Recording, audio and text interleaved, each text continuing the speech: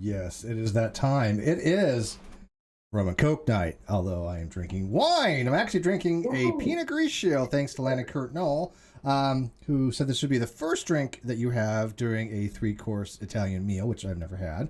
I do prefer the Moscato. I got a lot of crap for that. Sorry, Mr. Sommelier, but I enjoyed the sweet wines. But the Pinot Grigio happens to be very good. It's just a little drier. Yeah, let's be honest. The Moscato is more like lolly water. Yes, dude, I'm a Manischewitz kind of guy. Just straight up, blackberry Manischewitz, and I'm yours. There are Moscatos that do not taste like a sugar bomb, right? And it depends upon the original sugar that they go by. But good morning, good afternoon, good evening, depending on your time zone, latitude, and current parliamentary makeup. If you're under a parliament, I'm learning the states of Australia now. He got one. He's named. I still think Manchester United is a state of Australia. Don't tell me it's not. So you asked him to name 2, and he's named Queensland, and he's trying to find. Mind you, he named Queensland just after we were talking about the Queensland election. So was that just did he? No, I didn't know that. Didn't know it. Well, Fremantle and Perth. They're in Western Australia. But is that the name of the actual territory? Is Western Australia? Will you tell us? I'm going to go with yes. Okay. Yes. Well, I've been there. See, the other easy one is South Australia. You can't forget South Australia. Okay, what about North Australia? But there is no North Australia. Well, that's called the Outback. That's Outback. The territory, which is technically not a state. Yeah. Yes. Yeah, but it's going to be. Yes. It will be. But if you looked at the map of Australia over the years and the number of border switchy things, Australia has a very fluid border history. By the way, Rez says Victoria, you guys don't even want to bother talking about Victoria anymore. I think there's reasons for that, from what I understand. Yeah, we didn't like the Victorians to start with, but then they kind of really botched up COVID, so we just did they close everything? They just I don't know. They went into a hard lockdown. Like they've only just come out of it. Like they had a curfew. It was insane. Like they went over the top with it. But anyway, yes, Victorians. I know that I have a good friend of mine that refers to when he's doing in games and there's like infected zombies. He says, "Oh look, it's Victorian." Because yeah. Well, we were saying that before the pandemic. In all fairness, it's those Victorians are a bit funny. So, but Tasmania would be more a Tassie is more likely to have interesting genetics. Well, yes, we do poke a little bit of fun at the Tasmanians. I won't argue that one. Very small island, potentially a lot of people who are related to each other.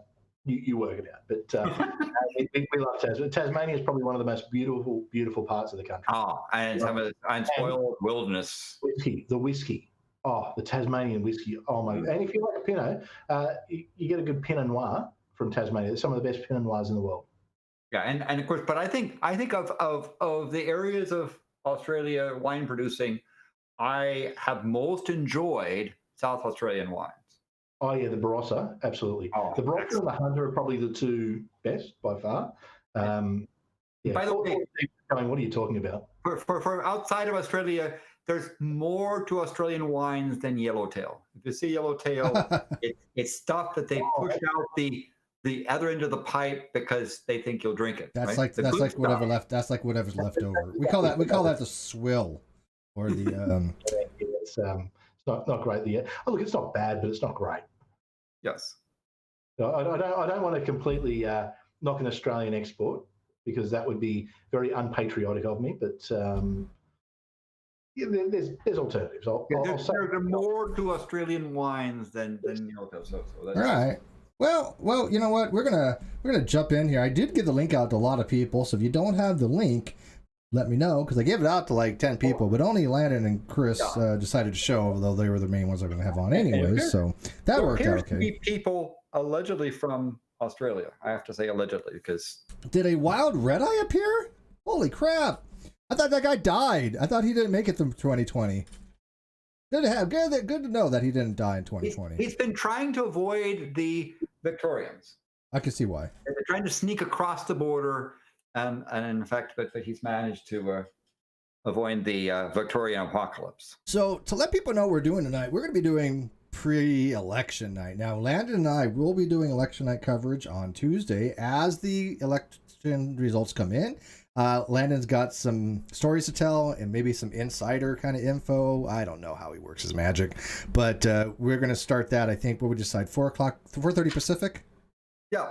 4:40. We'll which was 7:30 p.m. Eastern, just a half hour before Eastern time stopped. But when of course when Steve said do election night, I thought of course he was referring to what happened in Queensland.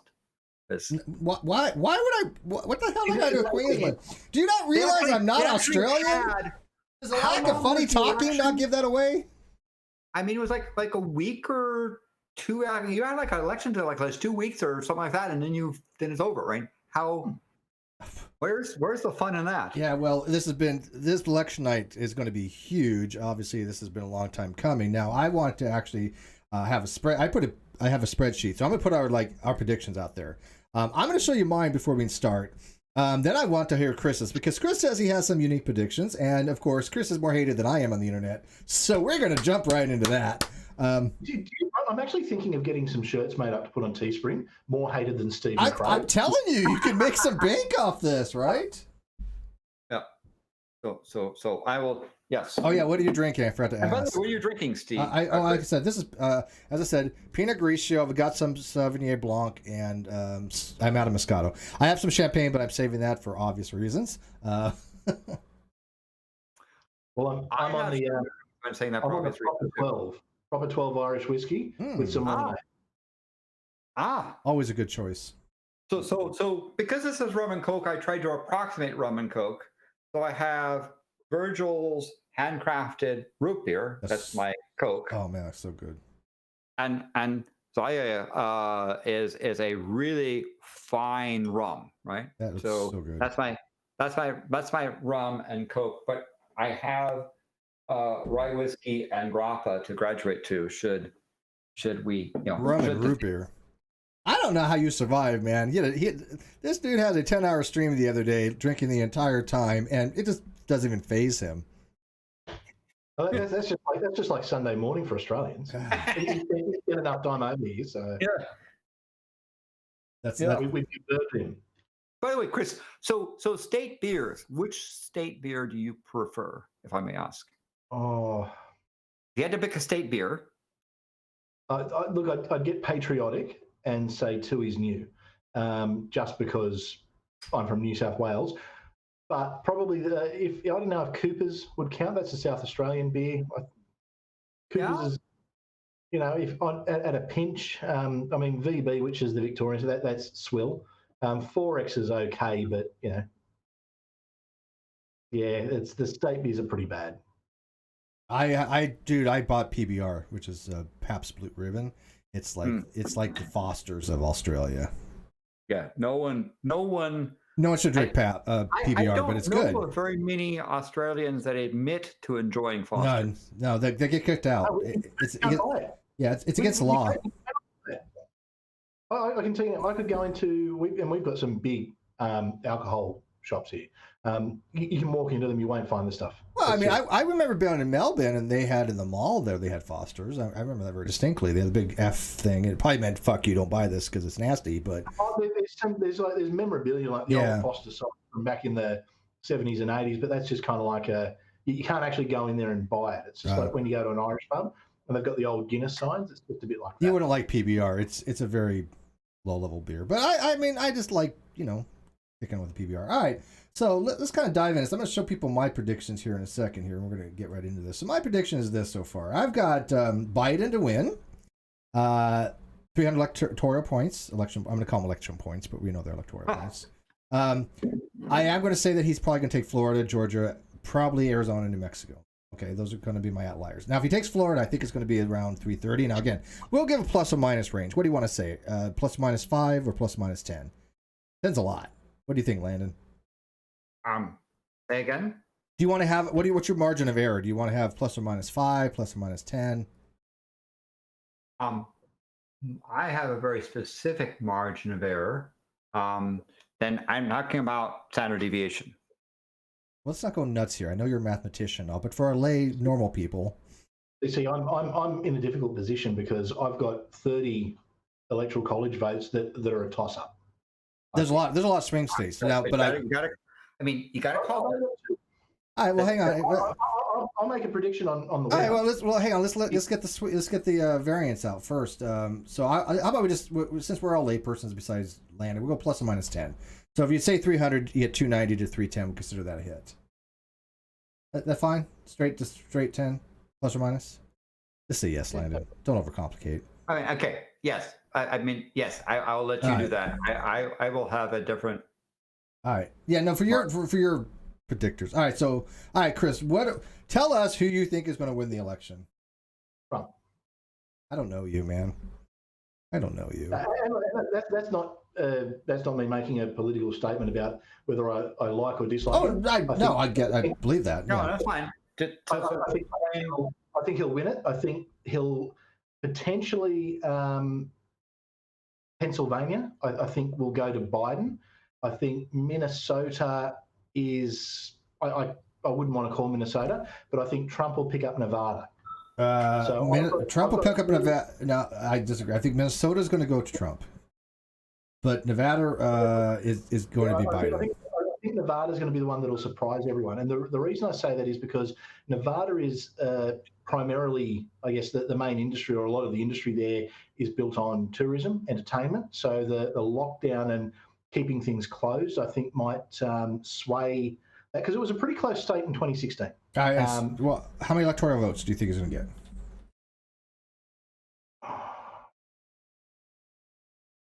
All right, well, I'm going to give him Minnesota, but I'm going to say he'll lose Pennsylvania, so 304. 304. You want to tighten this up again a little bit more? Than you want to make it plus or minus 5 then? Make it a little more challenging? Well, or do you want to keep it 10? No, we'll keep it 10. We're all idiots here. Yeah, I think Pennsylvania is the big one because there's 20 electoral votes there. I think Biden will pick it up, but I wouldn't put money on it. All right, we'll go with that. We'll go with that. So okay, that's that. So you got that 304 Biden. So I assume you 304 for Trump, right? So 304 Trump. Yeah. I assume then you're assuming that Biden's only get 234. And you think that? Right. So my predictor is Biden 294, 214 with 30 toss up, but I'll give the 10 to Trump and the 20 to Biden. But you think Nevada is actually going to go to I think Nevada will go. Yeah, I think Nevada will go Trump. That's not going to happen. So you're saying 304 Trump, 234 Biden. 234. Yeah. All right. By the way, can you, if you note that, Steve, on his on his 304 Trump to 234 Biden, and we're assuming that others is 0. 304. Yeah, no, Trump. The independents. Yeah. You don't have to do both. You can just do the winner, but if you want to do both, that's fine too. What do you think Biden's going to have? 234. 284. He said 234. 234. Right. Yeah. So he's more of a prediction. I don't know if we want to get to this now, but he's on election night. Everyone's predicting the big, the red mirage. It won't happen. It'll be reasonably close in a lot of places. Some of those swing states will look like they could go either way. The Democrats will probably assume that because of postal votes coming in, that that'll put Biden over the line. But I think the postal votes will actually put Trump over the line. I think there are going to be a lot of mail-in. There's going to be definitely a lot of mail-in. The mail-in or the postal, I think will go Trump's favour. And then here's my extra prediction for Twitter. A couple of weeks after, all the people who are now saying the mail-in votes are okay will be saying how they were corrupt and bad. And all the people who are saying they were corrupt and bad now will say, no, it's fine. Well, that's just politics, yeah. So I have my map in front of me as well, too. I actually have Nevada leaning to Biden. I have Arizona, New Mexico, and Colorado leaning to Biden. I have Utah going to Trump. Texas marginally leading to Trump right now. Marginally. That could actually change. I have Florida going to Biden. My toss-ups ones that are too early to call are Ohio. That's tie right now. It's neck and neck. No way anybody can really say which way Ohio's going to go. I think Minnesota's probably going to go Trump. North Carolina, South Carolina probably... No, I'm sorry. Minnesota's going to go Biden. North Carolina and South Carolina are going to go Trump. although North Carolina has a tendency to maybe swing on this one. Georgia is toss up, but I do think it's going to go Biden. Okay. We all get it all out there. All right, Landon, what about your expert? So I had predicted in Queensland that Labour would have a minority government, and I did not count the fact that Spikes lost territory.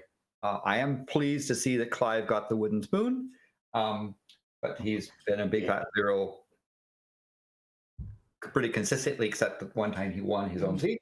And but obviously, I was surprised at how well Labour did, comparatively speaking. But with regards to the Electoral College, and this is with regards to the information with the Electoral College group. Let me share a map. All right. And present now. Window and there. Share. All right, so you have Biden at 335. So we're pretty close, you and I.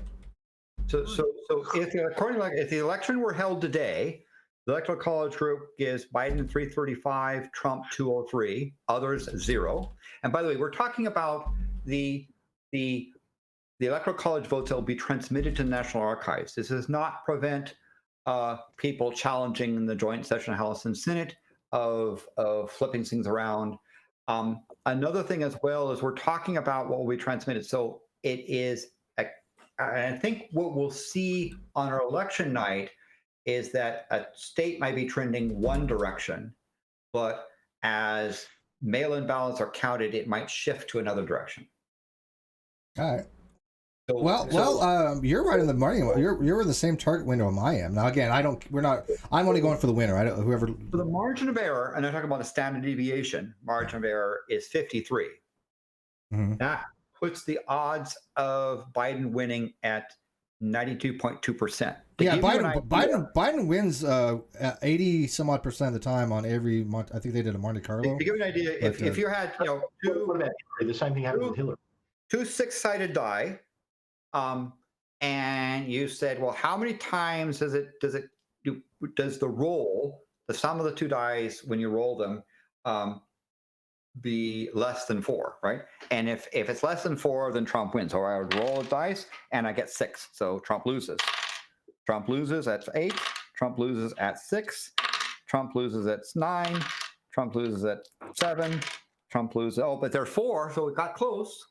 And here's the thing to understand is that when the election is close, various levels of shenanigans can come into play. So let's say, for example, that let's pick, this is the current map I have. But if, for example, let's say that you give Trump Florida, you go Trump Pennsylvania. Now we're at a point where you try to then you're within striking, and let's say you give Trump Minnesota.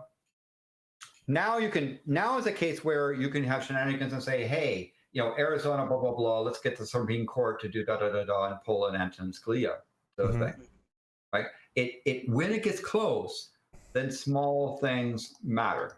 But in the case of the Electoral College group, we're putting it like that. Yeah, and I think that if Florida goes to Trump, he's a pretty well shoo-in. I think that's going to be a key state. It was last time too. If Texas, we already assume is going to go Trump. However, if you look at the trend for Texas, Trump has been losing a lot of ground. Take the polls with a grain of salt. Honestly, take them with a grain of salt, because of course you'll find a lot of people who are conservatives, with, I guess, the atmosphere in the US at the moment. If someone calls your house and says, who are you going to vote for? People are less likely to say Trump, even if they're going to vote for him.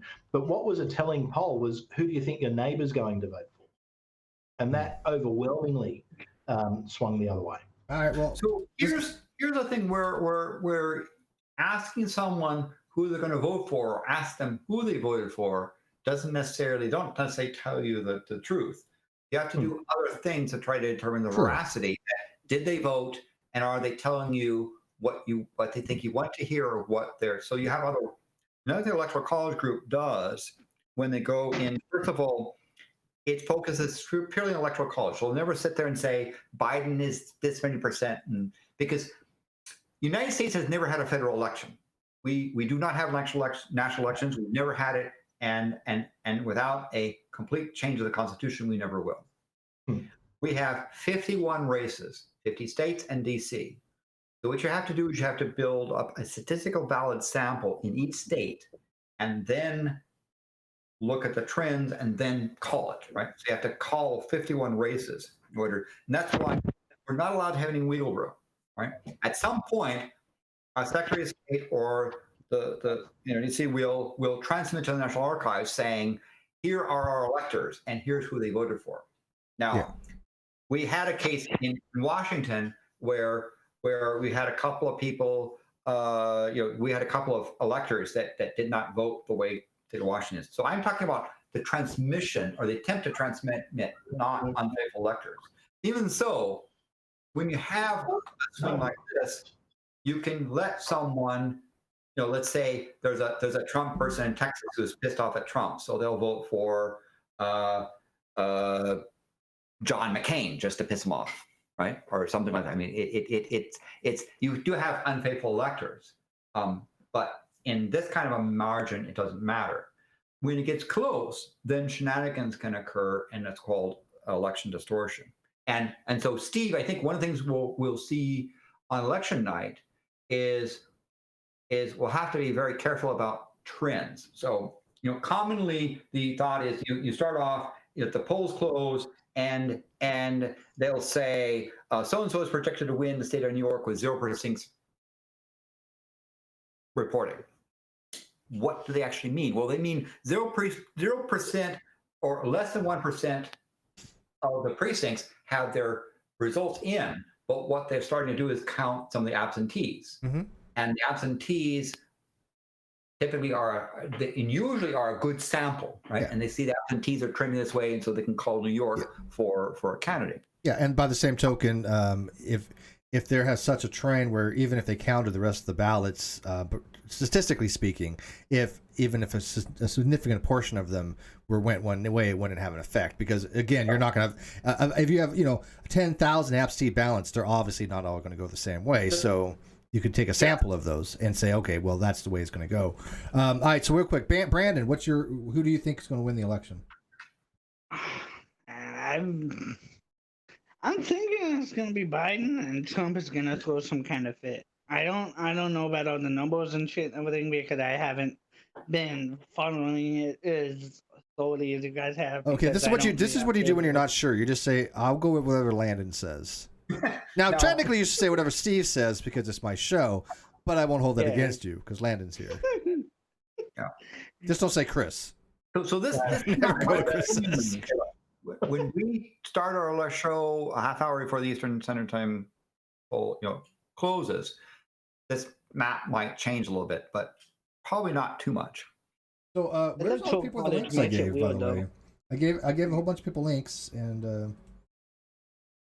I don't know where they're at. And you'll see things. These color shades are sort of how certain we are. So the light blue and the pink are the ones we are least confident, but we have to call it one way or the other.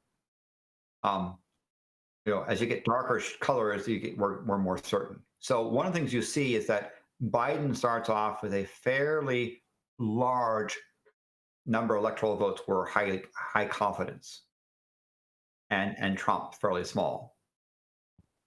My map's actually fairly similar to yours, just with a few obvious big changes. But I'm looking at a lot of the ones that you're not confident on, and I'm probably the same. I think I gave Oregon. I had as pretty confident for Biden. Yes. Well, let's change it to fit your. So where would you change it? Well, okay.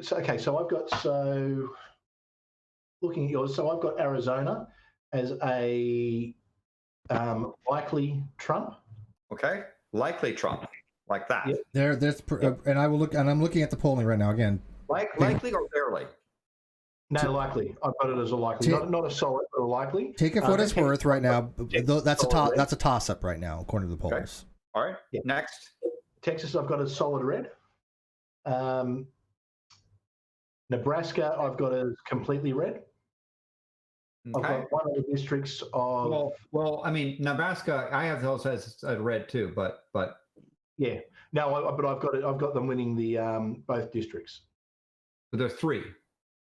Oh, sorry, yeah, all districts. Sorry, yeah, because it's 5 votes. So I've got them winning all the districts. Okay. Okay. I've got one district in Maine going or staying with Trump. Okay. I've got Wisconsin as a maybe and Michigan as a maybe. So maybe what? So I had Maine. I had Maine Trump, except for one district. Maybe what? Maybe No, who? 2 districts. Sorry, 2 districts. Those 2 districts you have as Trump. I'm sorry. I have 2. I have 2 districts You're saying you said maybe, but maybe who? Maybe Trump? Maybe Trump. So Maybe Trump. Wisconsin and Michigan, I've got maybe Trump. I've got North Carolina as maybe Trump. And I've got Florida as a likely Trump. That's Biden. Oh, why? You changed it? Oh, really? You have it as Trump? Okay. So I have Florida as Biden. I've got Nevada as well. So Nevada as a maybe Trump. Yeah, I don't. That's where I'm at. I think your Nevada, Arizona, and Florida are going to be. That's 292, 246. Yeah. So I'm sorry. I've got Minnesota and Pennsylvania. I've got as toss-ups, but I'd give Minnesota to Trump. Okay. 302, 236. And we're missing 2 somewhere in there, but well, you already went with. You're going with 304. I mean, you're going with 304 Trump, right? I think I gave the. No, sorry, that's actually a mistake I made. I gave the state of Maine to like the 2 votes to Trump, but no, that'll go Biden. Okay. Would you like to revise it as 302, 236? Yeah, so I'm at 302. 230. 336. Okay, not that it makes a big difference, but okay, we'll go with that. Yeah, I'm going with 300 procs. Again, I kind of have some margin of error there. I think it's going to be. Probably land is pretty closer with 335. Steve, change the spreadsheet. So I already did. I just okay. Yeah.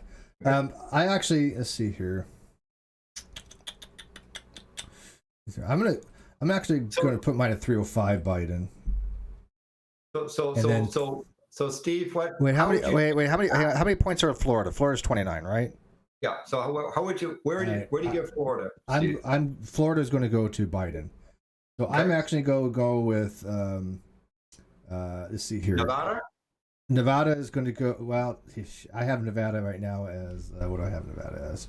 Let me go back to my map here. Leaning toward Biden. Okay.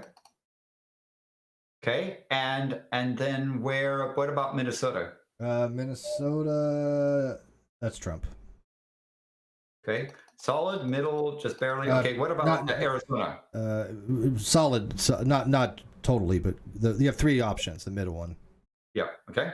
What about Wisconsin? No, I'm sorry. Minnesota. I'm sorry. My bad. Minnesota have to Biden. Not so. What do we have? We have leaning, likely, and solid. So likely. Yeah. I have it likely. The next color shade. And Arizona is Trump. Arizona's Biden, but marginally leaning. Okay. What about Wisconsin? Wisconsin.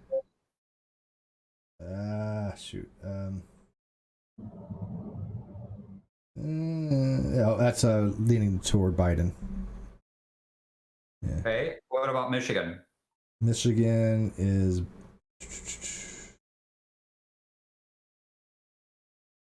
Trump. Okay. Pennsylvania. Let's see here. Pennsylvania. Well, that's one of the hard ones to find on this stupid map. Actually, you know what? Give Michigan to Biden. Michigan to Biden. And all the New England states I have for Biden, except for Maine. There's a couple of supposedly 2 districts that might be undecided. You have them as Trump, Chris. So you would have. I mean, you would put Maine District 2 as. Yeah, I don't remember which districts there were, but there's 2 districts that meght not go that way.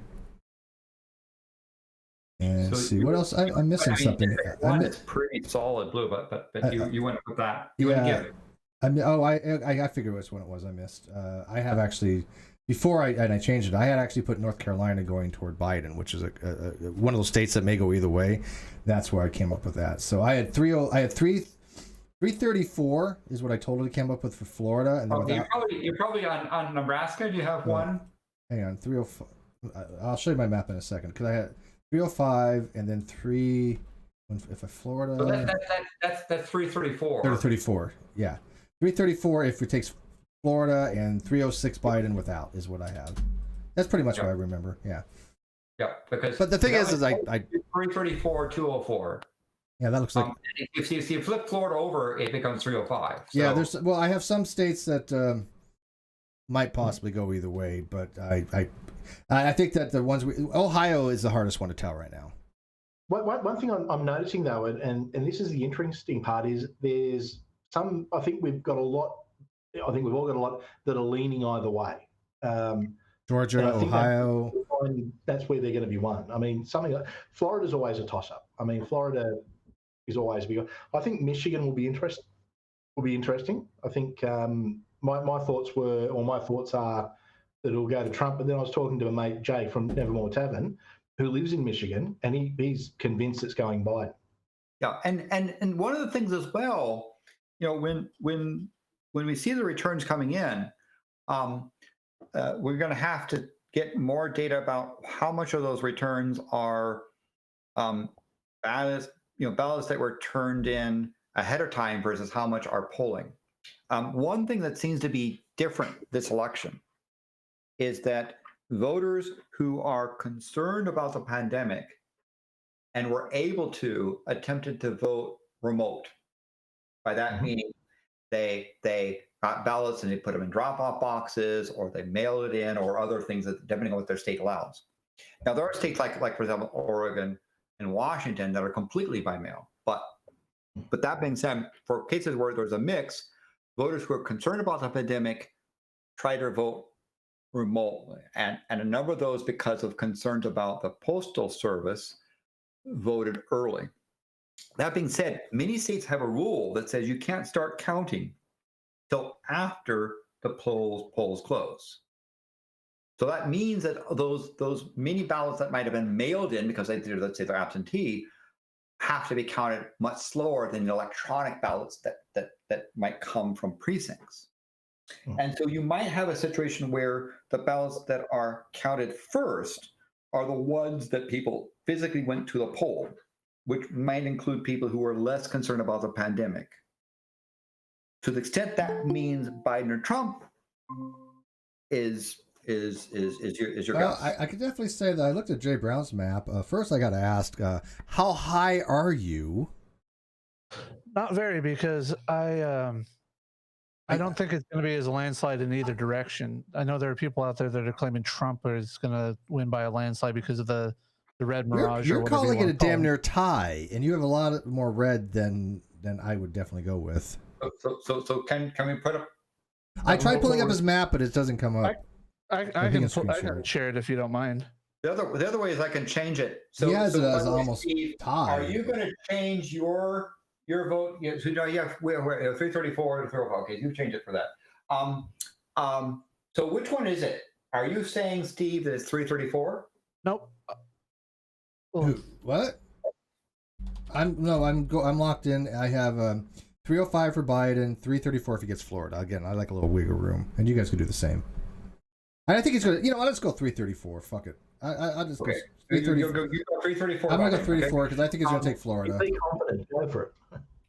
So Jay Brown, I mean, maybe if you can't put up your things, we can change this map. We're gonna go balls to the wall. It'll knock yours off for a bit. And by the way, I'm only 1 point under Landon, so that's pretty close. Now, there's a couple states that again might go either way, and so there's going to be a little bit of fluctuation there. But I think if they do, it's going to equal out. Right.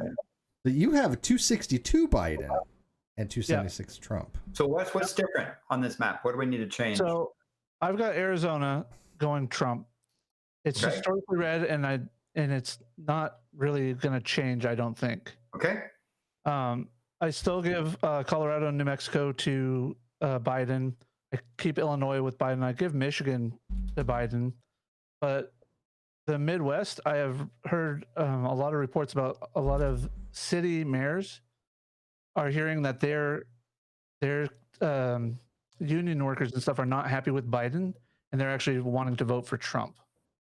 Now that's all hearsay. It's not something that I can concretely. So what would I change the map to be on here?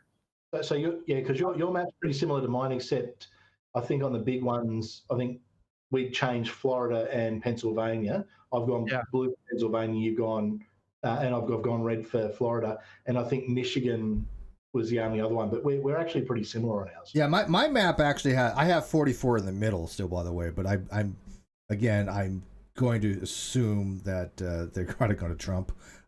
So I'm not even going to put them out there. But it's besides Ohio. But I think that Lana and I pretty much have a very similar prediction here, honestly. Yeah. Now I'm trying to get stuff where are you, is your map, are you behaving on the colors? So for example, you think I haven't really behaved too well on the colors. I mean, like I would probably I behaved here on Nevada and Arizona with a likely to a lean on those. What makes you think? I'm just kind of curious. What puts you at North Carolina so solid, Trump? I think I just got a little overzealous. That should be more of a likely. Okay. So can you just, because I mean, why don't you adjust your colors as well? Yeah, Florida is definitely not solid. That no possible way. I mean, it's going to happen probably to Biden, but it's leaning, if anything. There we go. Yeah. There's that one. So Utah, for example, are you? I just left it where the map defaulted it to, which is the leaning. Likely it looks like. Is it likely or leaning? Leaning. Yeah, leaning. Yeah. So Utah could be interesting because of the Mitt Romney influence. I mean, Mitt Romney, extremely popular in Utah, obviously a very conservative Mormon state. I don't know how much Trump appeals to those people. Not a lot, but I still think it's going to go Trump. But I still think Nevada and Arizona and New Mexico are going to probably swing to Biden. Nevada is going to be one of those tricky ones because that's the hardest to call. Like Chris is saying, they were highly affected by the shutdowns from the other states and their own state. Mm-hmm. And they're not fans of Trump right now. But yeah, they're also not fans of Trump either. So I mean, but I still think that they're going to go to Trump. I mean, so another thing, again, check your colors. For example, is Georgia? You think Georgia is solid Trump? No, I'll bypass that. I'm going to go with lean. There we go. So Macabre says, why didn't you take me up on my bet? I put 20 on Trump. I didn't know you had a bet. Well, you want me to put $20 at Iowa? You think is solid Trump? Is Macabre betting me $20 on Biden versus Trump straight up, like head to head? Because I'll probably take that bet. I'll take a good gentleman's bet. And by the way, fun fact, gentleman's bet can actually be with real money. It's just on your honor system. Some people didn't understand that when I had a gentleman's bet with Peter Riley from Forbes. They're like, well, you bet $100. I'm like, yeah, so what? Well, that's not a gentleman's bet. The hell it's not. It's on your honor. Yeah. You know? By the way, I pay my debts, and if I bet somebody, they're going to get their money. I mean, I'd be screwed if I didn't. You know? So you think that Nebraska is? I think Nebraska's the two senators and two districts are going to be heavily Trump, and the one lightly, which I'll assume to be the Omaha area would be Biden. But you're having Michigan is solid Biden and Illinois is solid Biden. I think those two are going to go to Biden. Whereas Minnesota is solid Trump. All right, so Jay Brown, you have Trump right now. To be honest, with the Minnesota, I have a lot of family there. Mm-hmm. So I'm just cracking there. So I mean, so far I'm seeing you have Biden as 262. Yes. So you have Trump winning at 276. Closer than people are saying it is. And what was my? I'll put my 334 and 160 Trump. Okay. So you have New Hampshire as. Actually, I left New Hampshire alone. Okay. I left most of the East Coast alone. I just tweaked Maine to have one leaning Trump and the others likely Biden. The toss-up states I went with, I just gave them to Trump, so 203 Trump. So well, that's I would say that's not something that we're seeing, but of course the proof will be in the pudding. And again, what the election map might look like when California closes and/or when we get to Oregon, Hawaii, versus what will happen after some of the ballots come in. There's going to be a ballot shift in some states. Yep. As a matter of fact, I've got to drop off my ballot at the ballot drop-off locations. let me show my map real quick if I can. Yeah, let me stop presenting. So people can at least see where I came from, because it's funny, me and Landon kind of really nailed the exact same thing. So this is what I have now. Now again, I just put these as the 44 for the because either the toss-up states, especially Ohio, that's the biggest tie right now. Georgia, I think may still possibly lean toward Biden. And by the way, this is supposed to be light blue. But if you give all these things here to Trump, then they come to let's see here. 203 Trump, but again, I'm gonna leave him as just right now undecided until it gets closer. I'm waiting for you to present there, because you're presenting it, everyone. Can you see it? I'm presenting. Can you see it? Yeah, I've got it. Yeah. Yeah. So I mean, I'm gonna leave these as toss-up still, but I still think even if they all went to Trump, Biden still got it in a clinch.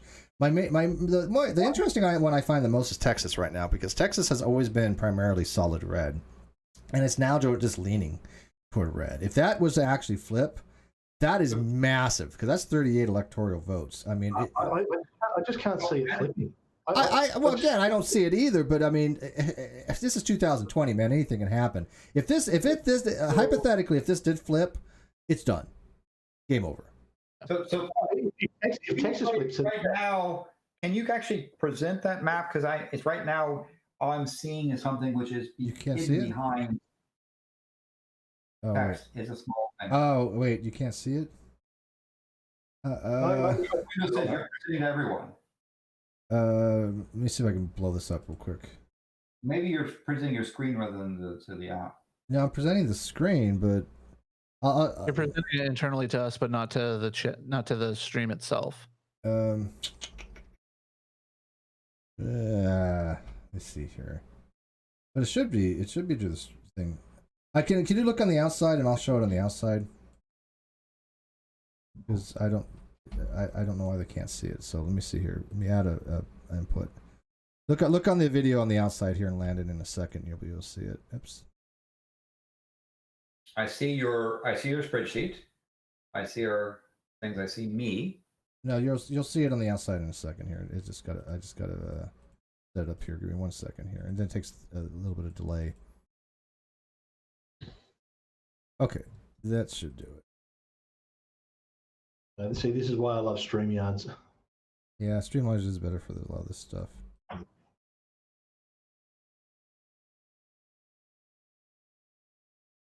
I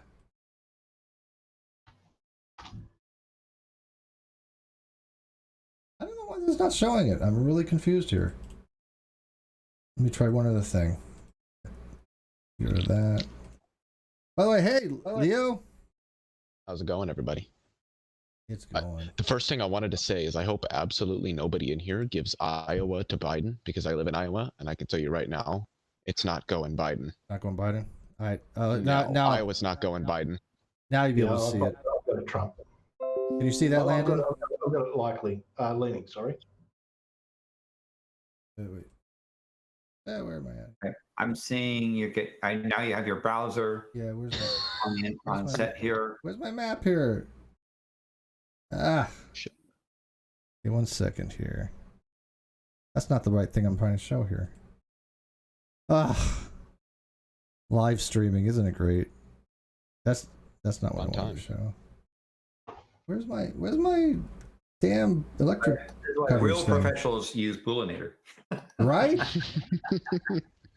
Oh well, I'll figure it out. So, come on, yourselves here. You have your Arizona polls, right? You have your... Yeah, I was looking at the actual data, but I'm trying to find my actual map. I had it up here just a few minutes ago. Is it one of your tabs? I got a lot of tabs open.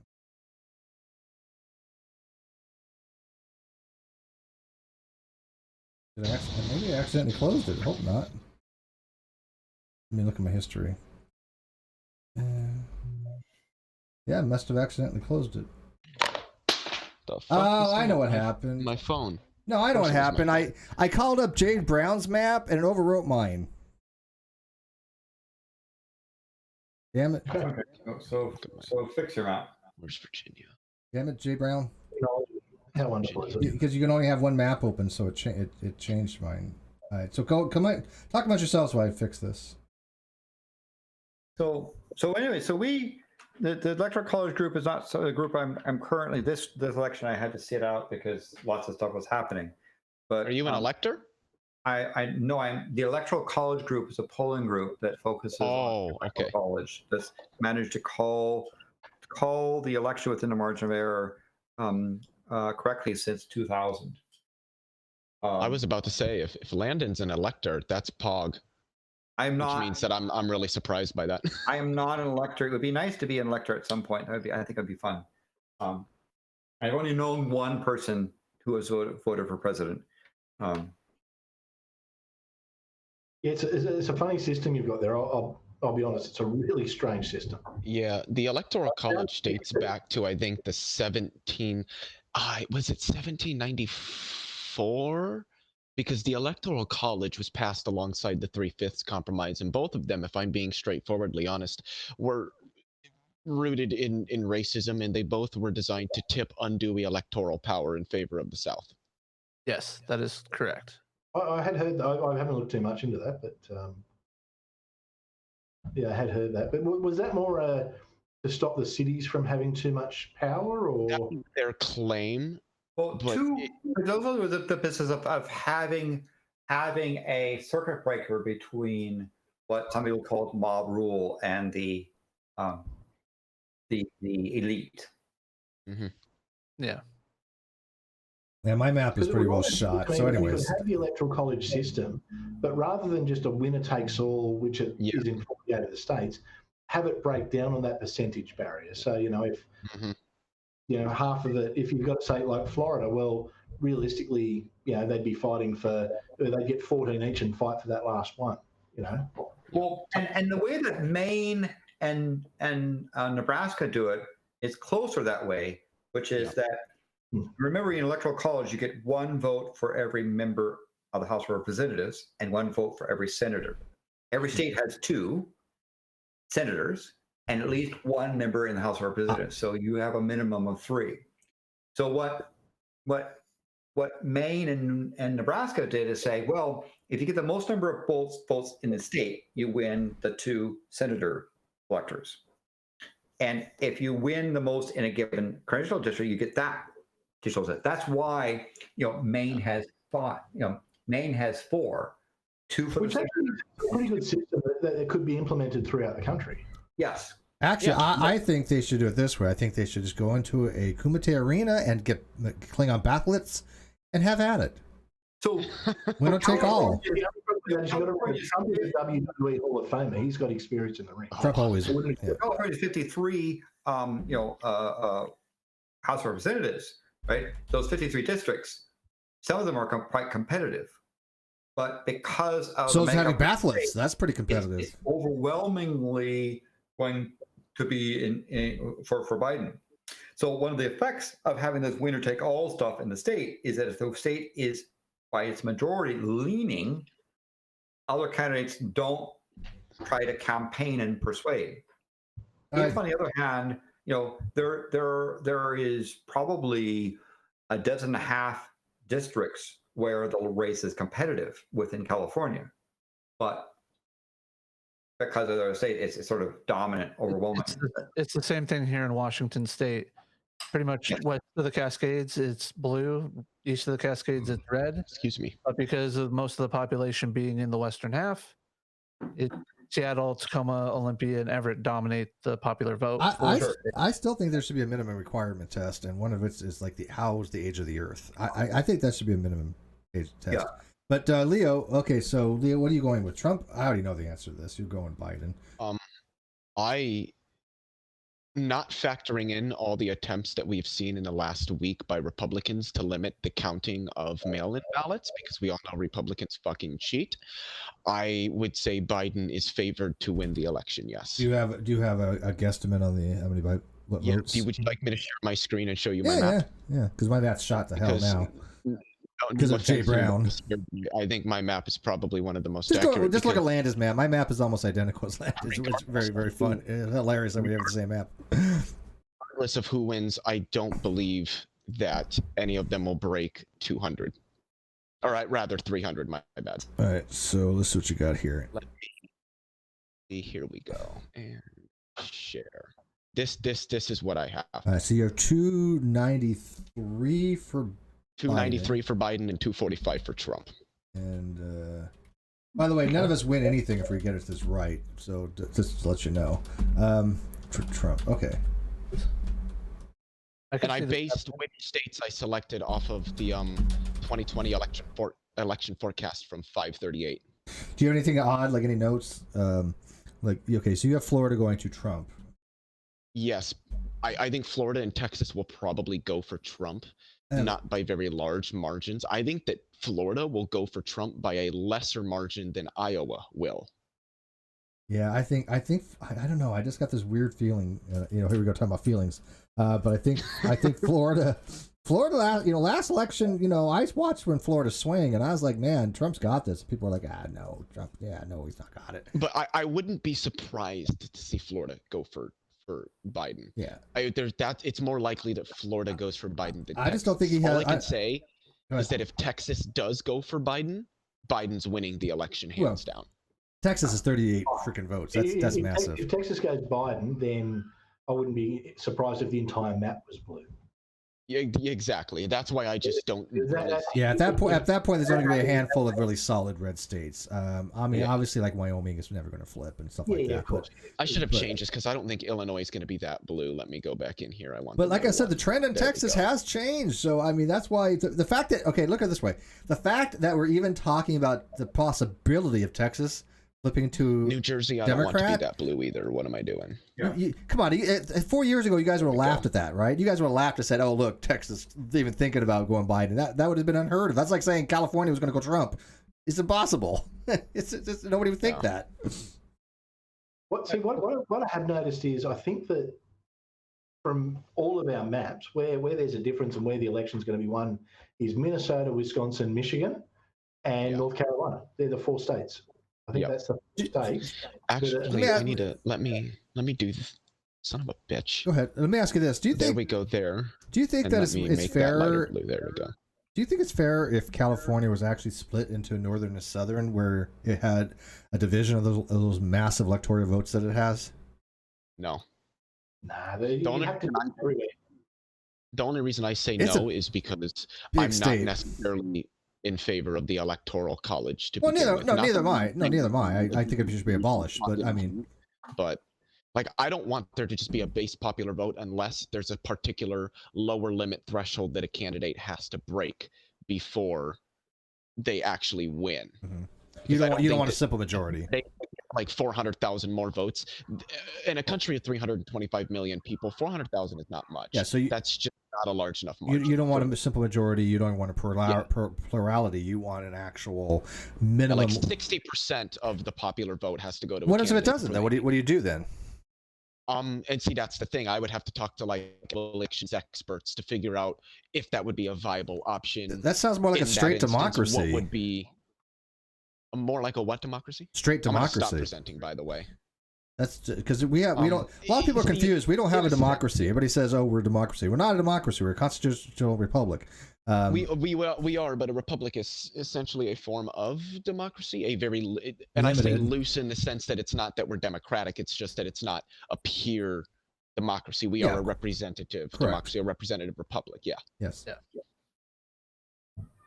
Yeah, I doubt Texas. Somebody was saying Texas won't flip. I doubt it will either. But my point being is the mere fact that we're talking about the possibility is even remarkable. And with Georgia too, when I saw Georgia, let me check my 538 because I want to see if it's still a toss-up. Georgia was a toss-up. When I was looking, Georgia was a toss-up. It's 49.1 Trump to 50.1. If Georgia goes to Biden, that's that to me that says a lot. Well, actually, I think that says actually, more. And if actually, hang on. I know Biden. that some people are favoring, that Biden might be slightly ahead in Georgia, but I don't think that we don't think that the split between delayed votes and precinct votes is that large.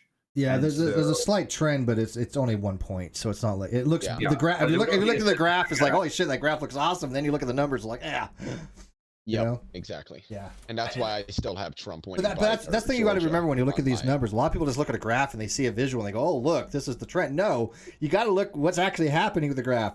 It's only a 1 point difference between them right now. That's going to toss up. So there's going to be you're zoomed in at such a level that any little change is going to look like a mountain. Yeah, exactly. Yeah. So I mean, but before, I mean, going back, what is this? A couple months ago, back in August, it was 45, 48. If you look at it, so that's a 3 point difference. So it's actually tightened up quite a bit, though. Mm-hmm. Yeah. So. Yep. Yeah, Georgia's one of those unpredictable ones right now. Yeah. But Biden is actually up on Florida, only by about a point, but still. Like I said, I wouldn't be surprised if Biden ends up winning Florida. I'm gonna be like, yeah, no, I'm not surprised. But if Trump wins it, again, I'm not gonna be surprised. I think Trump is probably gonna win it, and that's a loose probably. I think that out of all the states right now, Florida is probably one of the biggest quote unquote coin flip states, if you know what I mean. And it's one of the most important states. I think with something like Florida, I think it'll go red this time, regardless of the outcome. But I don't think it's going to be that bellwether state that can flip either way. I think it's going to become more and more Republican as time goes on. I can see that just because there's a lot of older people that retire to Florida, and they're older, wealthier people who tend to vote Republican, and I think that's part of the reason why Florida now oftentimes does go Republican. I like to look at demographics a lot because that can inform you about how a region or a state, what have you, may potentially keep in mind, go. the more affluent voters are starting to go left. Yes.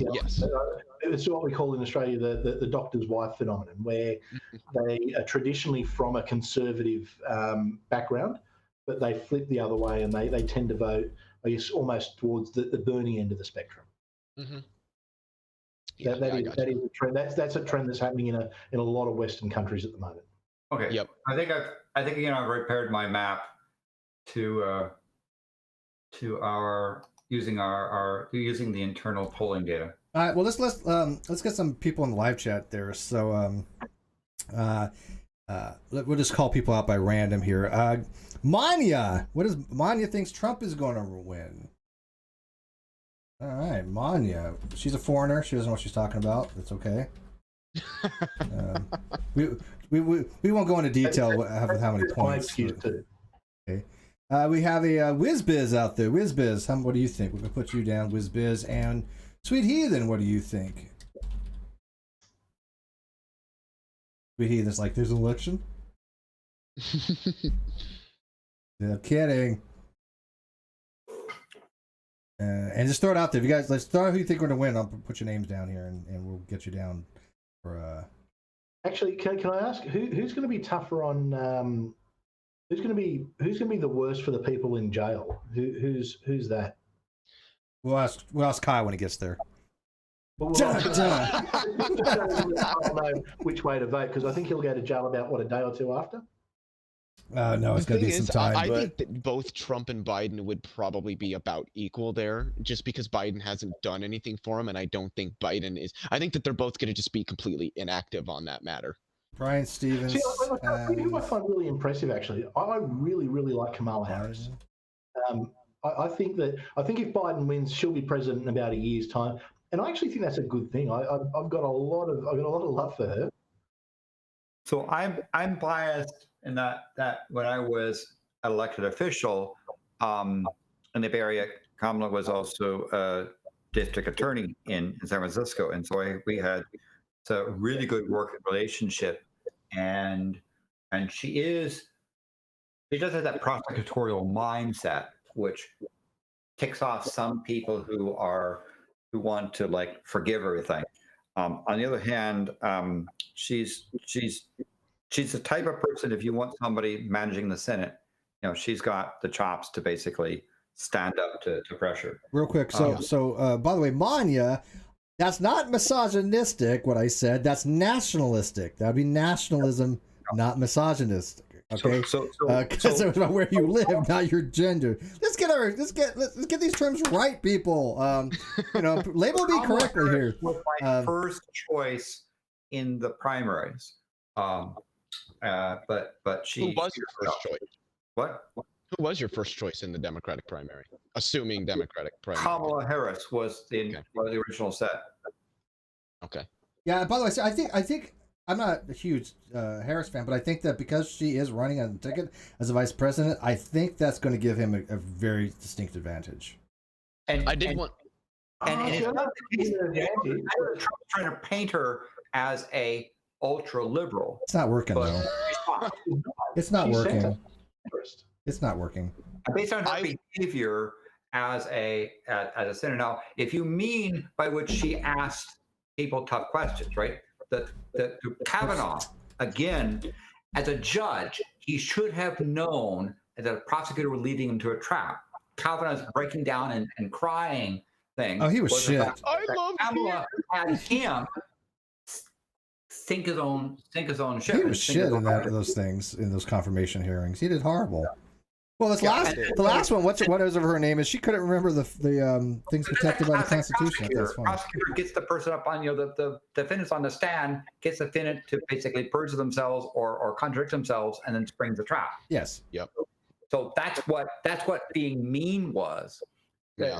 No, I don't think she was mean. She did what she. And one thing to remember with Kamala Harris is, and I know Trump's painting this whole, she co-sponsored the Green New Deal. That doesn't say anything about her politics. What that says is that she knew she'd be running for president, and she wanted to try and make sure that she had that wing of the Democratic Party who would be more likely to support her and vote for her. Well said. Well said. Yes. Very well said.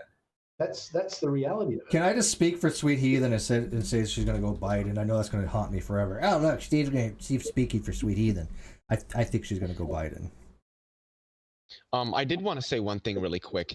If I doubted it happened just because it's Biden and Kamala Harris. I keep saying that and I get it wrong. Kamala. I need to correct myself. Kamala. Yeah. She's told I'm good in that sense, so I get away with it.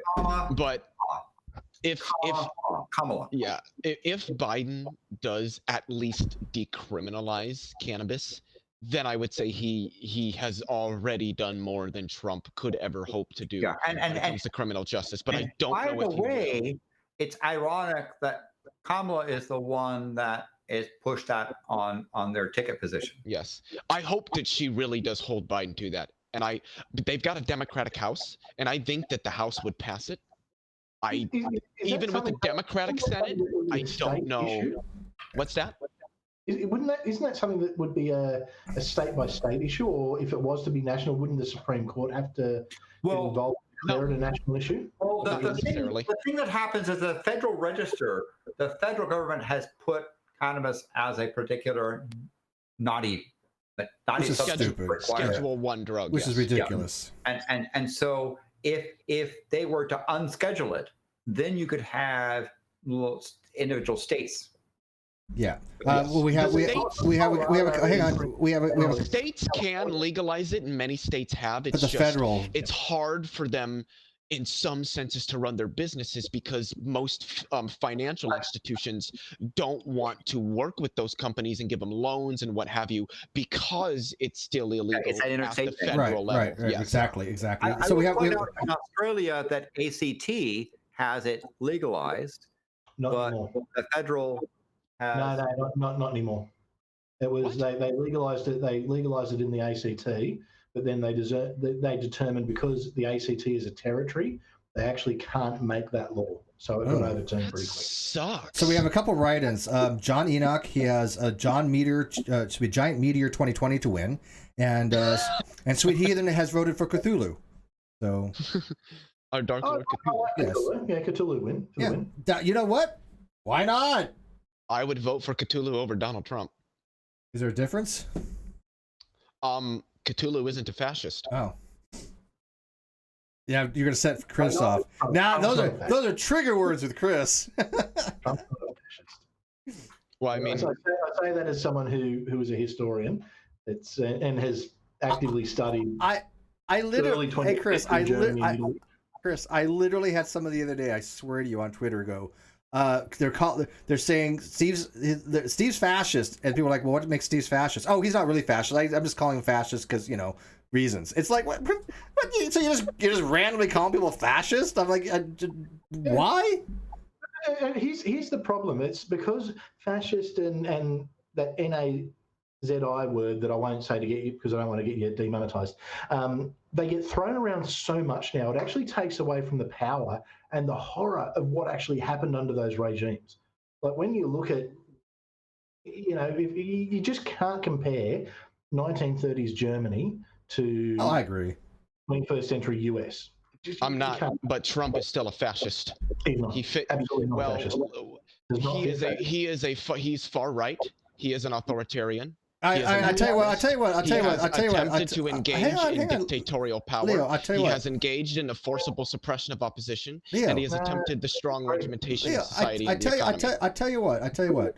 We'll have this discussion. I'm gonna get refill. What I want to do this. We'll give you each a couple minutes to make your arguments to each other, and we'll have Landon, who's obviously knows more than any of us. But so Landon will kind of facilitate the conversation, and we'll see where it goes. I'm kind of curious. Would you like to do that? Okay. Not to put you guys on the spot, but who's going to be arguing? Talk to the Landon while I get a drink real quick. Who's going to be arguing which position? I'm going to be arguing that Donald Trump is a fascist. Okay. No.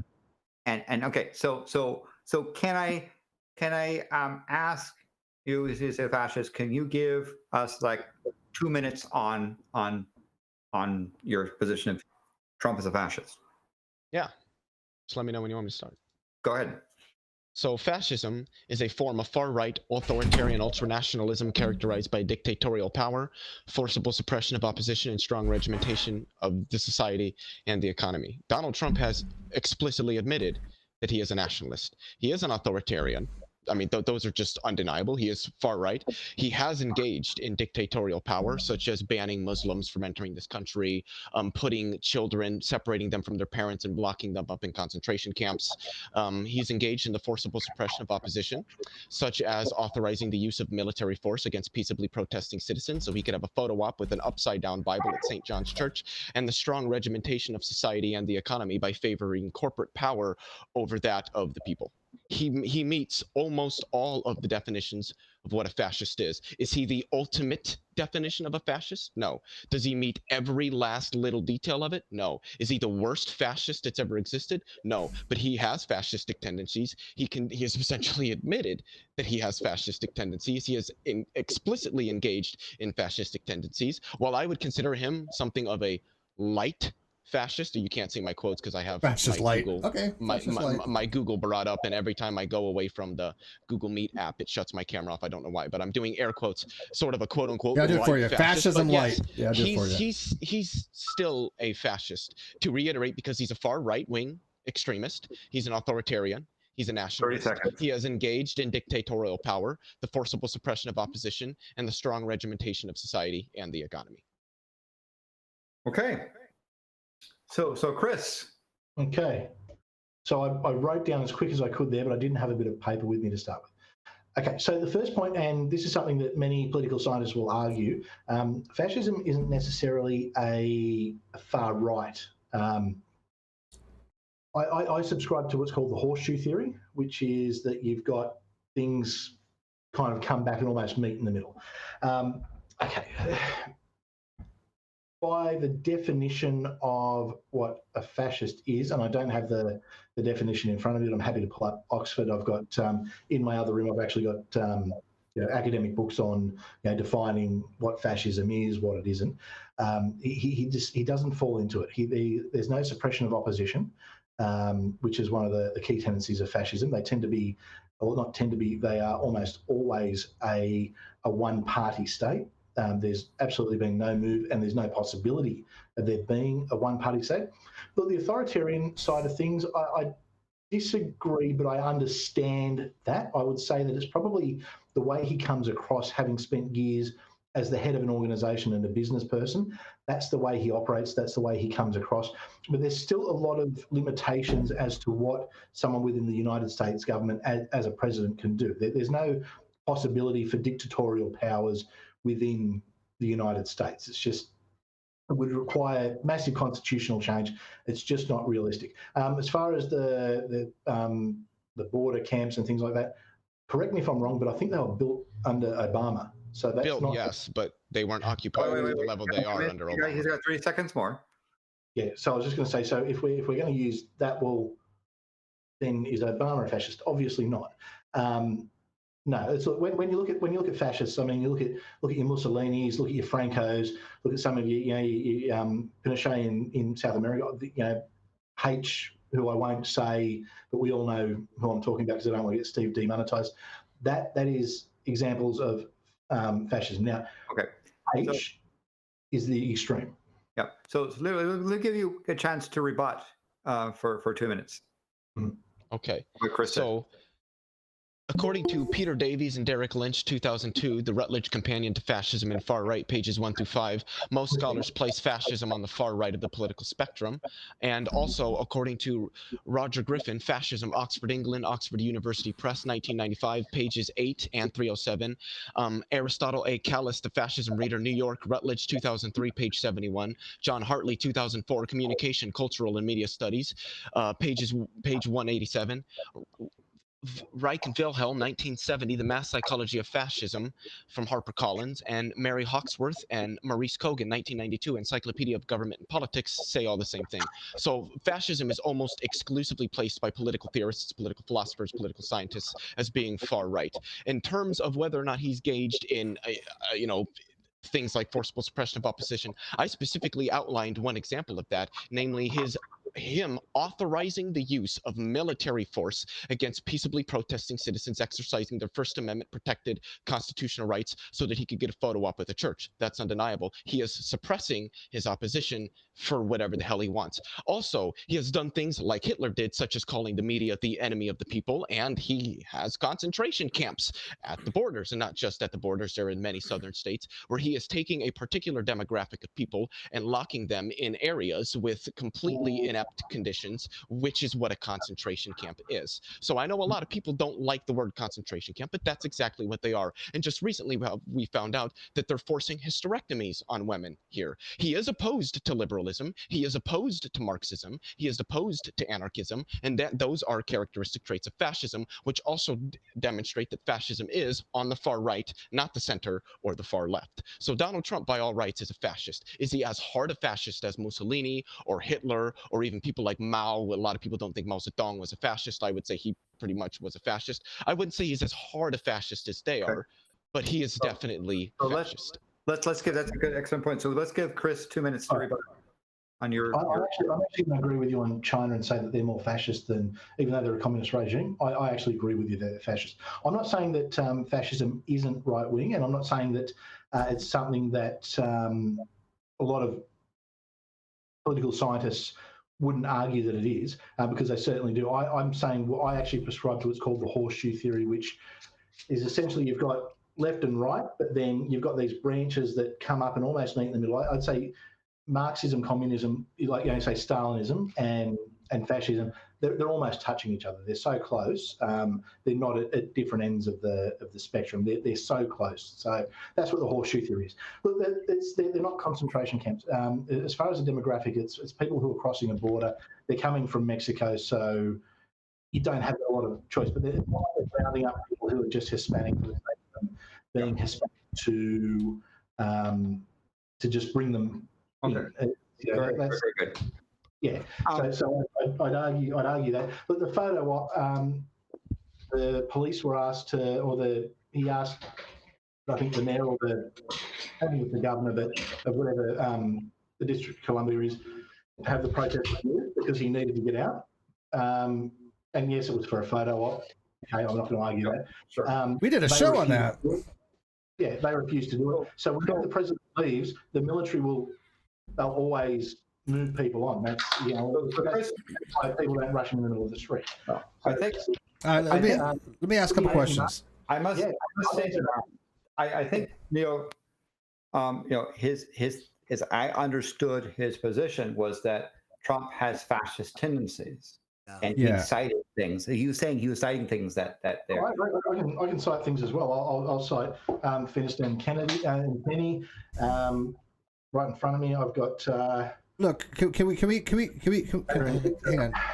I can quote. Can we all agree on this? Can we I say? would like to point out, by the way, I'm presenting here.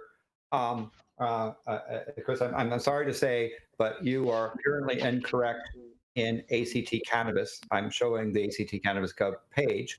I also had a tweet with a gentleman out in Temecula who talked about actually purchasing cannabis this day from the regional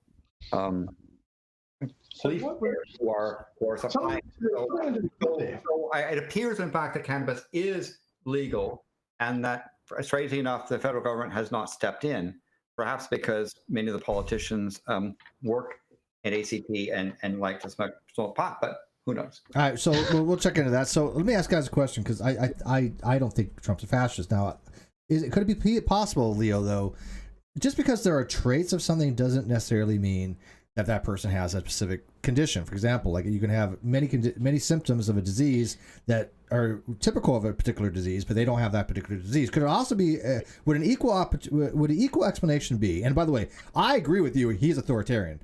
Chris doesn't think that. Chris does not think that. 100% in the I don't argue it. I'm on Leo on board on this one. 100%. I think he's authoritarian. Yeah. There's to me, there's no argument to be had there. But whatever. We disagree on that. But it could be, Leo, you're looking at somebody like Trump, who's had his whole life, basically, he gets the participation awards.